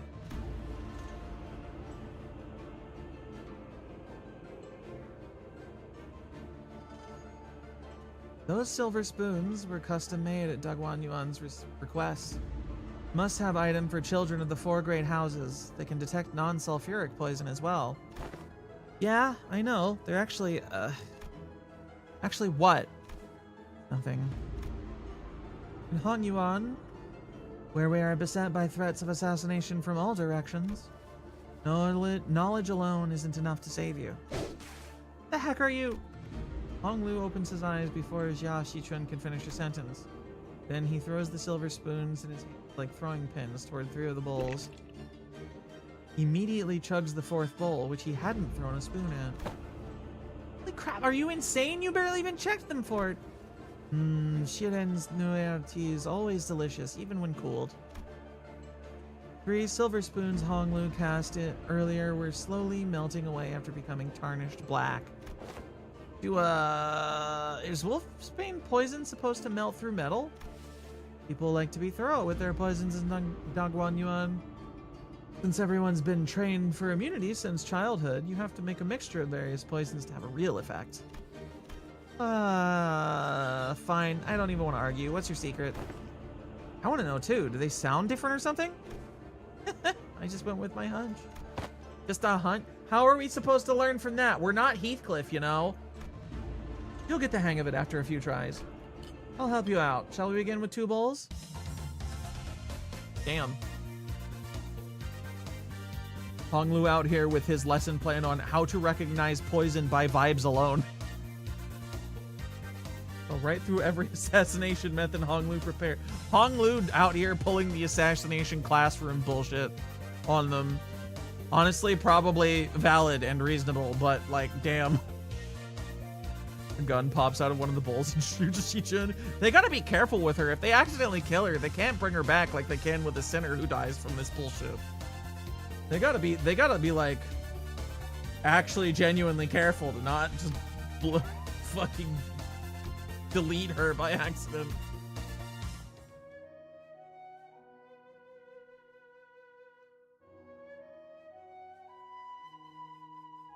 I see. You say you just avoided whatever felt wrong with a hunch. You were reflexively identifying the threat by reading the room and connecting it to your intuitive experience. Aha, you were using Miss Dio's anxious breathing to clue you in.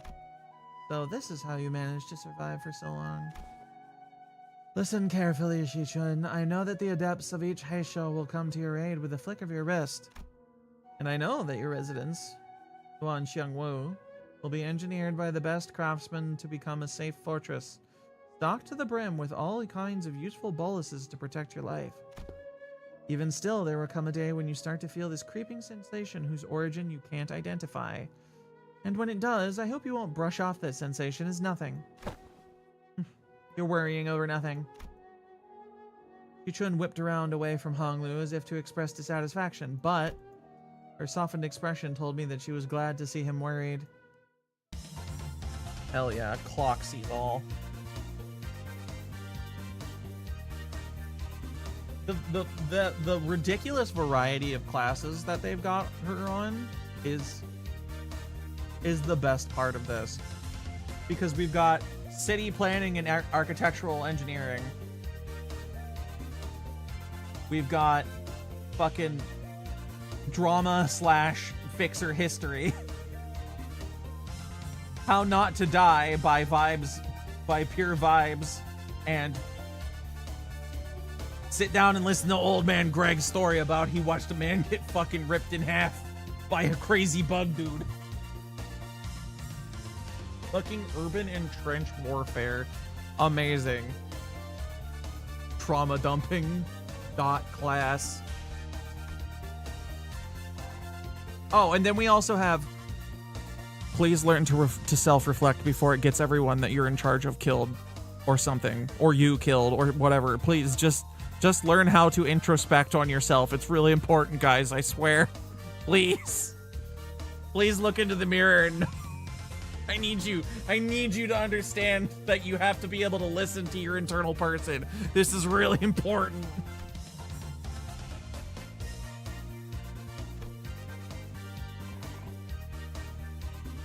Does the thing always blow up in Faust's face and she's just fine? Damn. Amazing. Truly built different.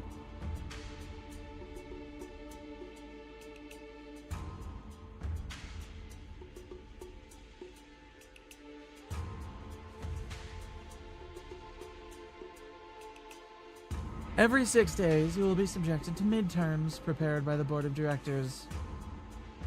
Yao Yan Chun. A palanquin has been prepared to take you to the exam sites, and only by passing the tests may Xia Shichun retain her status as the family hierarch. My lady. Oh, don't worry yourself overmuch, Master Wei. You sound like you're at a funeral. You will pass these tests with ease as long as she has been diligently taking her classes. No, it's... simply hope I can survive until she returns. It seemed that Wei's rather funereal voice wasn't just out of concern for Shichun. Wei, are you sure you're okay? I can't escape them. Even in dreams, the unfinished bundles of paperwork cascading over me like a storm, burying me. Still yourself, for that was no dream at all. In fact, never have I once seen paperwork trained in the arts of airwalking until now. Must be severely sleep deprived. Looks like we're not the only ones going through the ringer. Hell yeah, midterm time, let's go. We got a lot of red. We got big red bar going on here. Hey, you're one of the she-boys. We finally meet. I had hoped to fight you in the family hierarch war. If you'd run into me then. Isn't this supposed to be a sparring match? Why does it sound like you have a personal grudge against me? Oh, it's nothing. Nothing at all. Why in the world would I ever hold a grudge against you, bitch? The results of the family hierarch war couldn't be any clearer, and everyone even remotely connected to the mess has all been dragged away and put on investigation.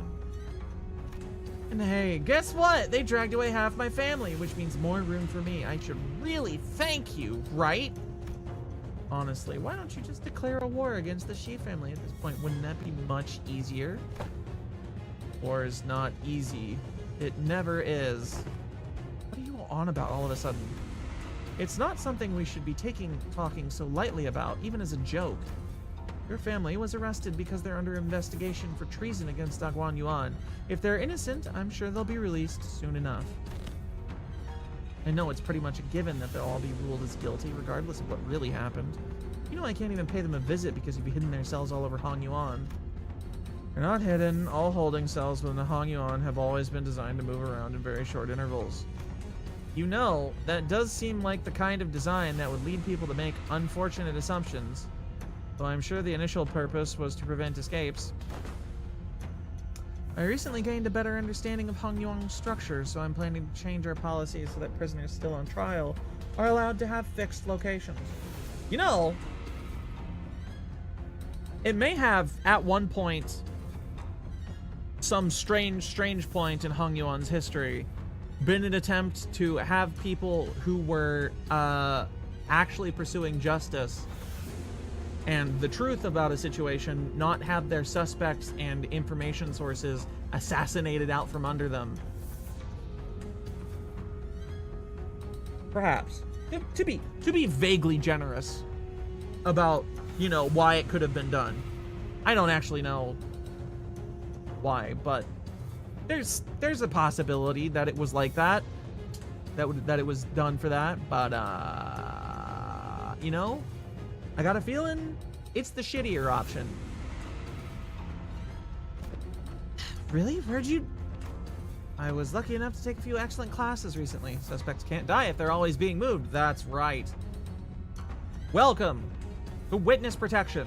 Sit in this box that moves around on its own. Shut up. Managed to reflect upon myself a bit, too. Huh. Did change a little.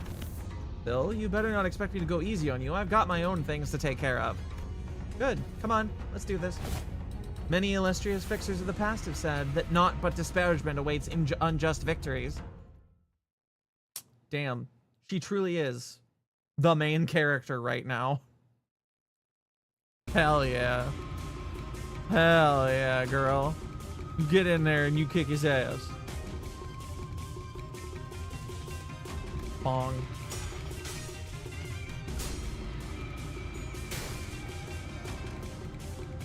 Did he lose that? No. Yes. Wait. Uh-oh. This does not look like it's going well.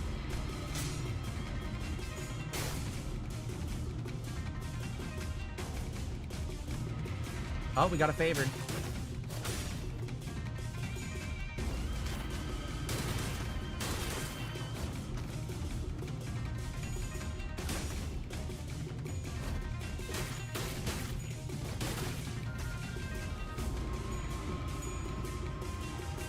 Oh, look at her go, chat. He's got the upper hand now.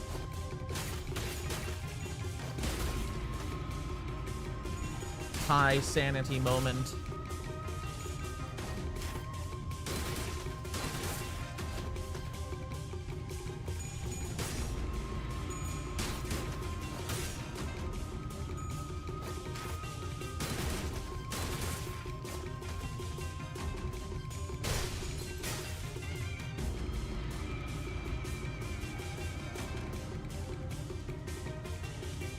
Show him the power of moisture. Bleed? Yeah. Apparently. Oh fuck, she's staggered. That's not good. Oh yeah, she's going down.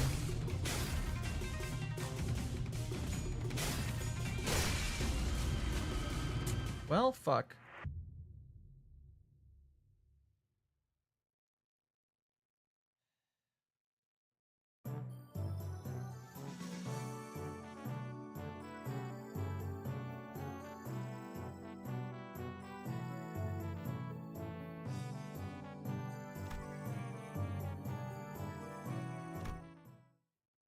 Yeah, we just run it again and hope the coins win. Hey, can we not give me the dialogue that I saw already? Thanks. Get in there. I just have to hit the button. Hope she wins it. The salty is the one that matters.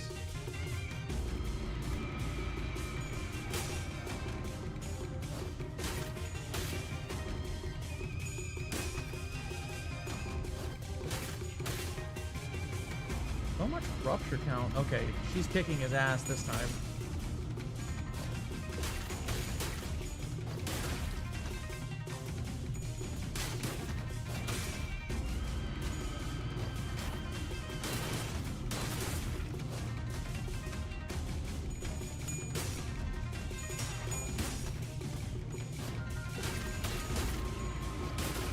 Featuring applies a wide variety of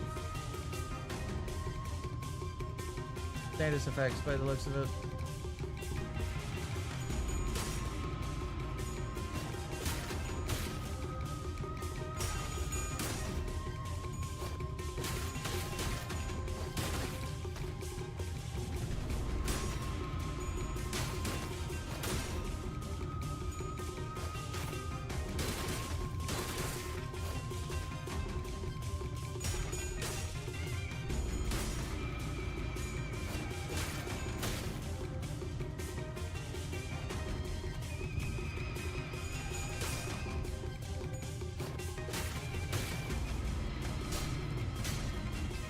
encountered.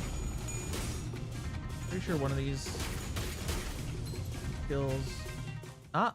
Didn't need to actually bring him all the way down to 0. We got it.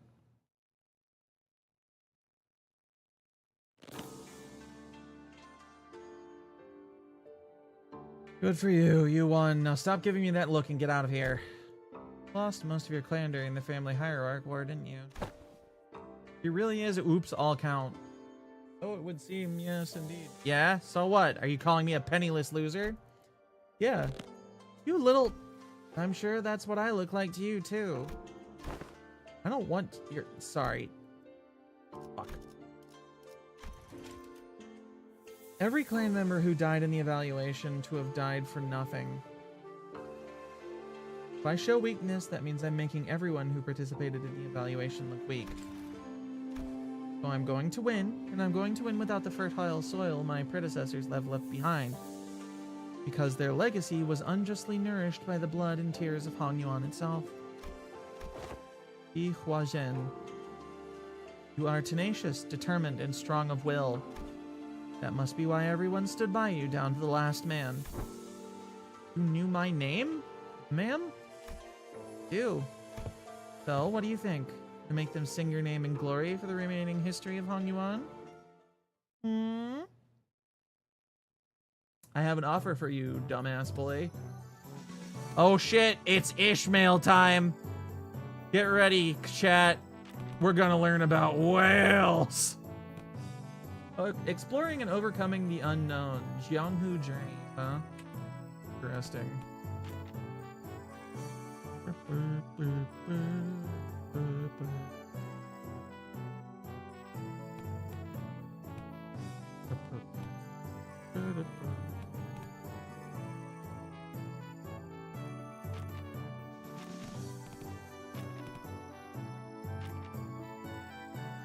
Before that Ishi had the tism, this will be the proof. Oh lordy.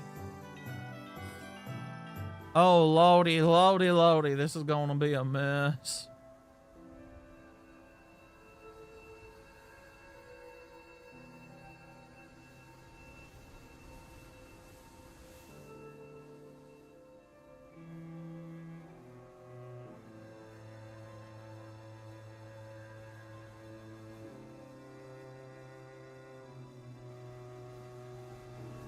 Heard you managed to come out on top in your first sparring match. Congrats. Thanks. I gotta admit, your classes are definitely coming in handy. I like your attitude. Well, shall we take a look at what I prepared for today? You're teaching about exploring, huh? It's going to be an indoors class? Yep, exploring. Where should I begin? It's a very big subject. Free soloing to the top of the highest building in Hong Yuan, surviving 10 days in Hong Yuan backstreets with only 3 items. I had plenty of ideas, but most of them got denied. And rightly so. And that's when I realized exploring isn't always limited to adventures in the physical space. A few weeks ago, so I'm just here to fill in since this game needs a certain number of players, but really? Can you call this tabletop game an adventure? Yet in games of make-believe, any simulacra can be made as real as... Ah, what a move. Oh, nice. I'm gonna roll for damage. Ah, young Ishmael, thou hast absolutely pummeled the Gorgon beast with thy fireball spell, rendering it most crispy. It was a formidable foe. That was wonderfully executed, Miss Ishmael. Huh? Really? They're playing D&D and she's going to teach Shichun D&D because it's her autistic hyperfixation of the week? Well then, how's my next move? And that's how you came up with this? I have played a few other games, but this is new for me too. Still pretty new in general, I guess. Who goes there? Fireball! It's a classic maneuver. They never see it coming, and then they explode. This is called Jianghu Journeys, or J&J. It's a popular game among Hong Yuan's youth. Gotten generally positive reviews too. What Ishmael so proudly presented before everyone appeared to be a board game with numerous cards and minifigures. Okay, what do these huge piles of papers have to do with exploration? Rule number 1. The most experienced player among those gathered becomes the JM. JM? Yeah, Journey Master. The Journey Master designs the story around the player's choices, sets the stage for what happens next, and generally helps guide the explorers to safely arrive at their goals. That's why the most experienced player takes the role, which would be me. Wiz, strength. Each character seems to have these things called stats. Looks like we have to pick from a set of pre-made characters for this one. So, I'm supposed to be playing this character's role? And Claire and Jia Shichun picked up the cards with confusion clear in their eyes. You arrive at the great city of Yanyun, place known to be the gathering hub for all kinds of influential people. You traveled here in search of a legendary treasure called, the Sword of Farland. The city of Yan, cool. So why are we looking for that sword again?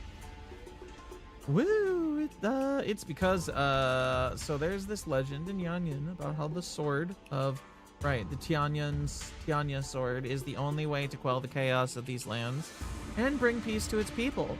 And also about how having that sword is the proof of the true leader of these lands and so on, and you know how it goes. Ishmael was stuttering and stammering through the introduction without her usual confidence. I see, this city called Yanyun must be in a lot of trouble too. Seemingly affected by the oddly familiar setting of the story, Shichun nodded solemnly without noticing Ishmael stumbling through the introduction. Well, you know how it is. The point is, you guys need to go find that sword. Then I will claim the Tianya sword, no matter what it costs me. Shichun nods with determination.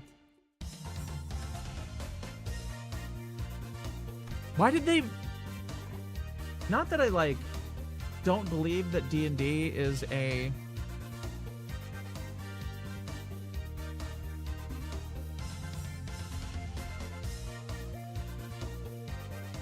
has no educational value?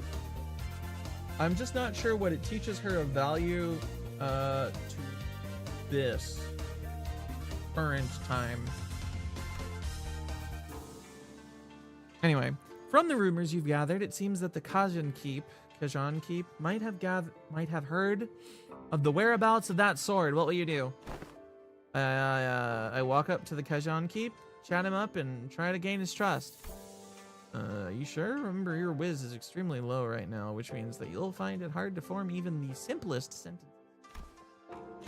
What if I found a different way to gain the Kazan Keep's trust that doesn't involve sweet-talking him?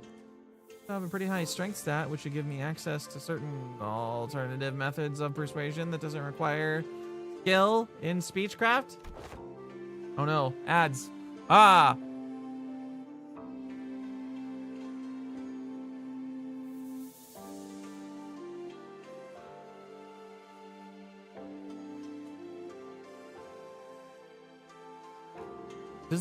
Does this like save your progress between like days of class, or if you fuck off in the middle of a week or whatever, do you have to like redo everything?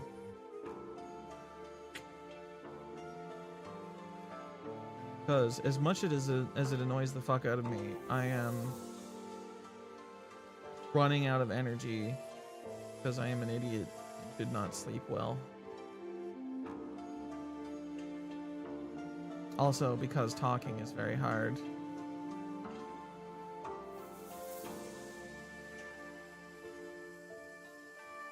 I probably should not ask these questions during ads, but whatever.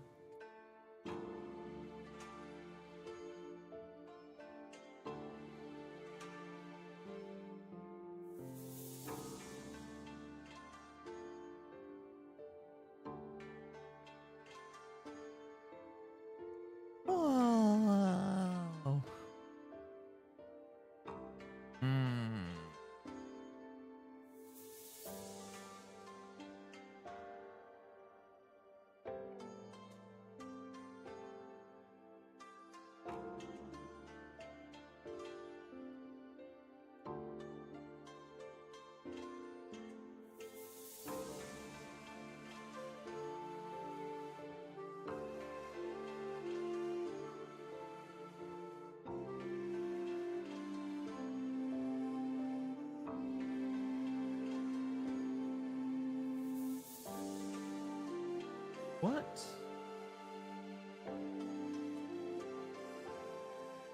I may or may not be struggling to form coherent thought right now. Yay.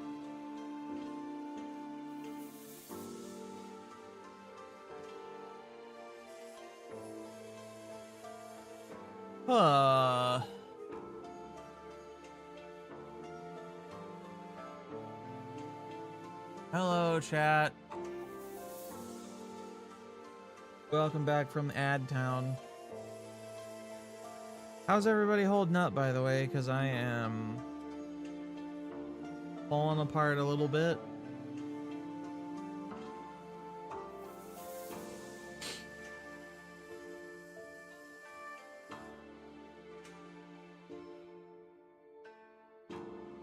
The Eeps they attack? Is it that obvious just from me talking? Because you're right. They sure fucking do. Oh no.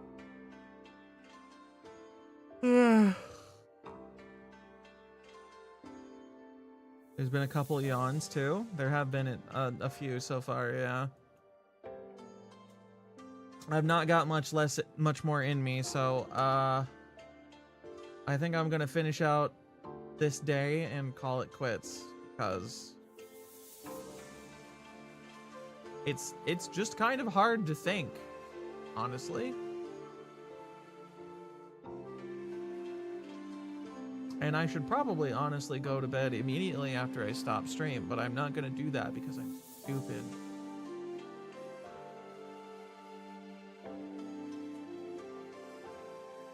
Okay, hold on. I'll try to convince the Kejan Keep. I think I've gotten a decent chance at this. My whiz is pretty high. You pass the check. The Kejan Keep looks at you, having lowered his guard. What game uses wisdom? Is there a game that uses wisdom as the talkie stat? And not charisma or whatever? Oh, not you, Sinclair. He's still pretty wary of you. Okay then, I guess I'll just stand in the corner over there, unsheath my weapon and play around with it for a bit. That's what he expects me to do anyway, isn't it? Just role-playing Heathcliff now, aren't you? The Kejan Keep shares some information about the sword he heard.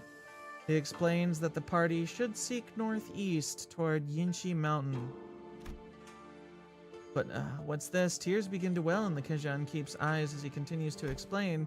Apparently a patrolling guard beat his son pretty badly just for loitering around. Wound is pretty severe, so he needs medicine, but he can't seem to find any. No, that's too bad, but we've got a job to do. We have what we came for. We leave the Kejan.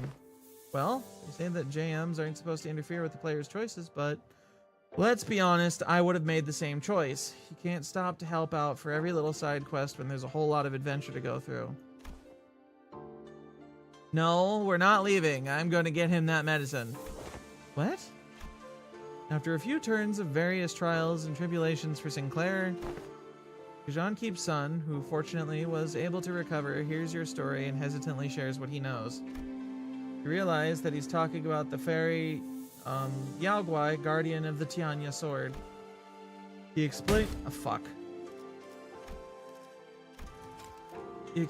that the fairy Yaoguai's power grows under bright moonlight. Hold on, isn't it full moon right now? Then we should wait until the sky's overcast. Hearing that, the innkeep's son takes a quick look at the clouds, then tells you it might be raining in about a week. Glad we helped him out. Whew, okay, let's make sure we're prepared before we go. You're gonna have to roll 15 or higher to hit. I know, I'm focused. Why do they have fucking Monopoly houses? Hey, I rolled a 16. With a final singular strike from Shichun, the fairy Yaoguai finally falls to the ground, defeated. Yeah, the sword is ours. Excited, the party runs up to the sword embedded deep into the earth and grabs it enthusiastically upon the hilt. With this we can. However, the defeated fairy Yaoguai, whom the party assumed was dead, suddenly jumps to its feet and lunges at Shichun, who pulled the sword from the ground. Ishmael with her custom D&Dopoly game. Yeah, buddy. Ishmael's a resourceful sort. No! I quickly get between Shinchun and the monster. But if that crits, it's going to be pretty deadly even for you. Let's see if you can make the evasion save. One, and nope, you fucked it up. It's okay. Claire falls to the ground, bleeding profusely from the gaping wound. Yagwai lies still as well, the final vestiges of its strength completely spent. Claire! Go on without me. Take that sword and go down to the village. Become the leader they need. That sword is your proof. And then he dies. No, this sword wouldn't mean anything without my adventuring, buddy. I'm gonna bandage Sinclair up and carry him back. I won't leave him behind and descend the mountain all on my own. Wait, if that's your choice, then yeah, the bleeding stops as soon as you wrap him up. He's just that sturdy, you know? That strike would have killed pretty much anyone, but you know how healthy he is. On your feet, Sinclair. We're getting out of here together. Grab onto my shoulder. That's it, step by step. Hey, look over there. Everyone we'd helped and saved on our journey came out to welcome us home. Why am I just imagining the fucking stupid ass bit in whichever Evangelion thing it was where they just stand around clapping for Shinji, but with these two idiots.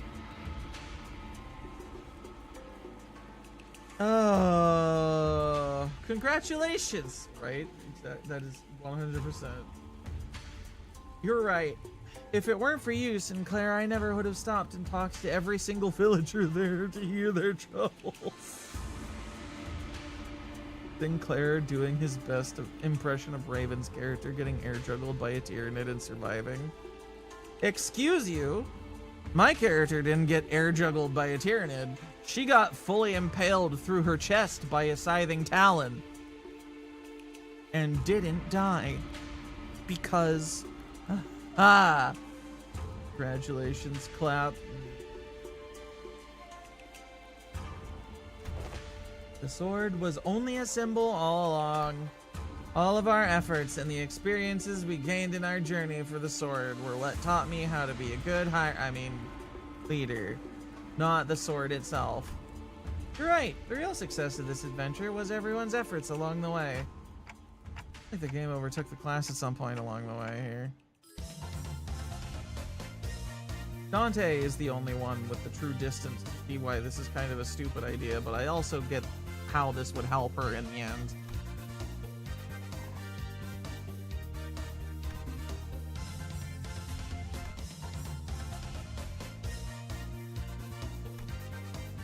Hell yeah. Alright. Who is the next required class? Oh, they're not giving us another one so soon. Interesting. Alright. Very well. How does this work? Go to window. Save your class progress and return. Does it take me back to the main? I need to see how this works. Ish really here saying the treasure was the friends we made along the way. In fairness, not technically wrong. In a weird kind of way. Okay, and then we're right back here on day 8. I just go back. Okay, alright, cool. Alright. Sorry, chat, but I've run out of fucking brain. So we gon' real hierarchy were the families we didn't extinguish along the way. That's right. You gotta fucking like, if you help people, they'll help you in return. No, it's not the social battery. I honestly want to hang in and talk to y'all some more. I just can't really think of what word. I can read words that are in front of me, and I can ramble incoherently like this, but thoughts are hard.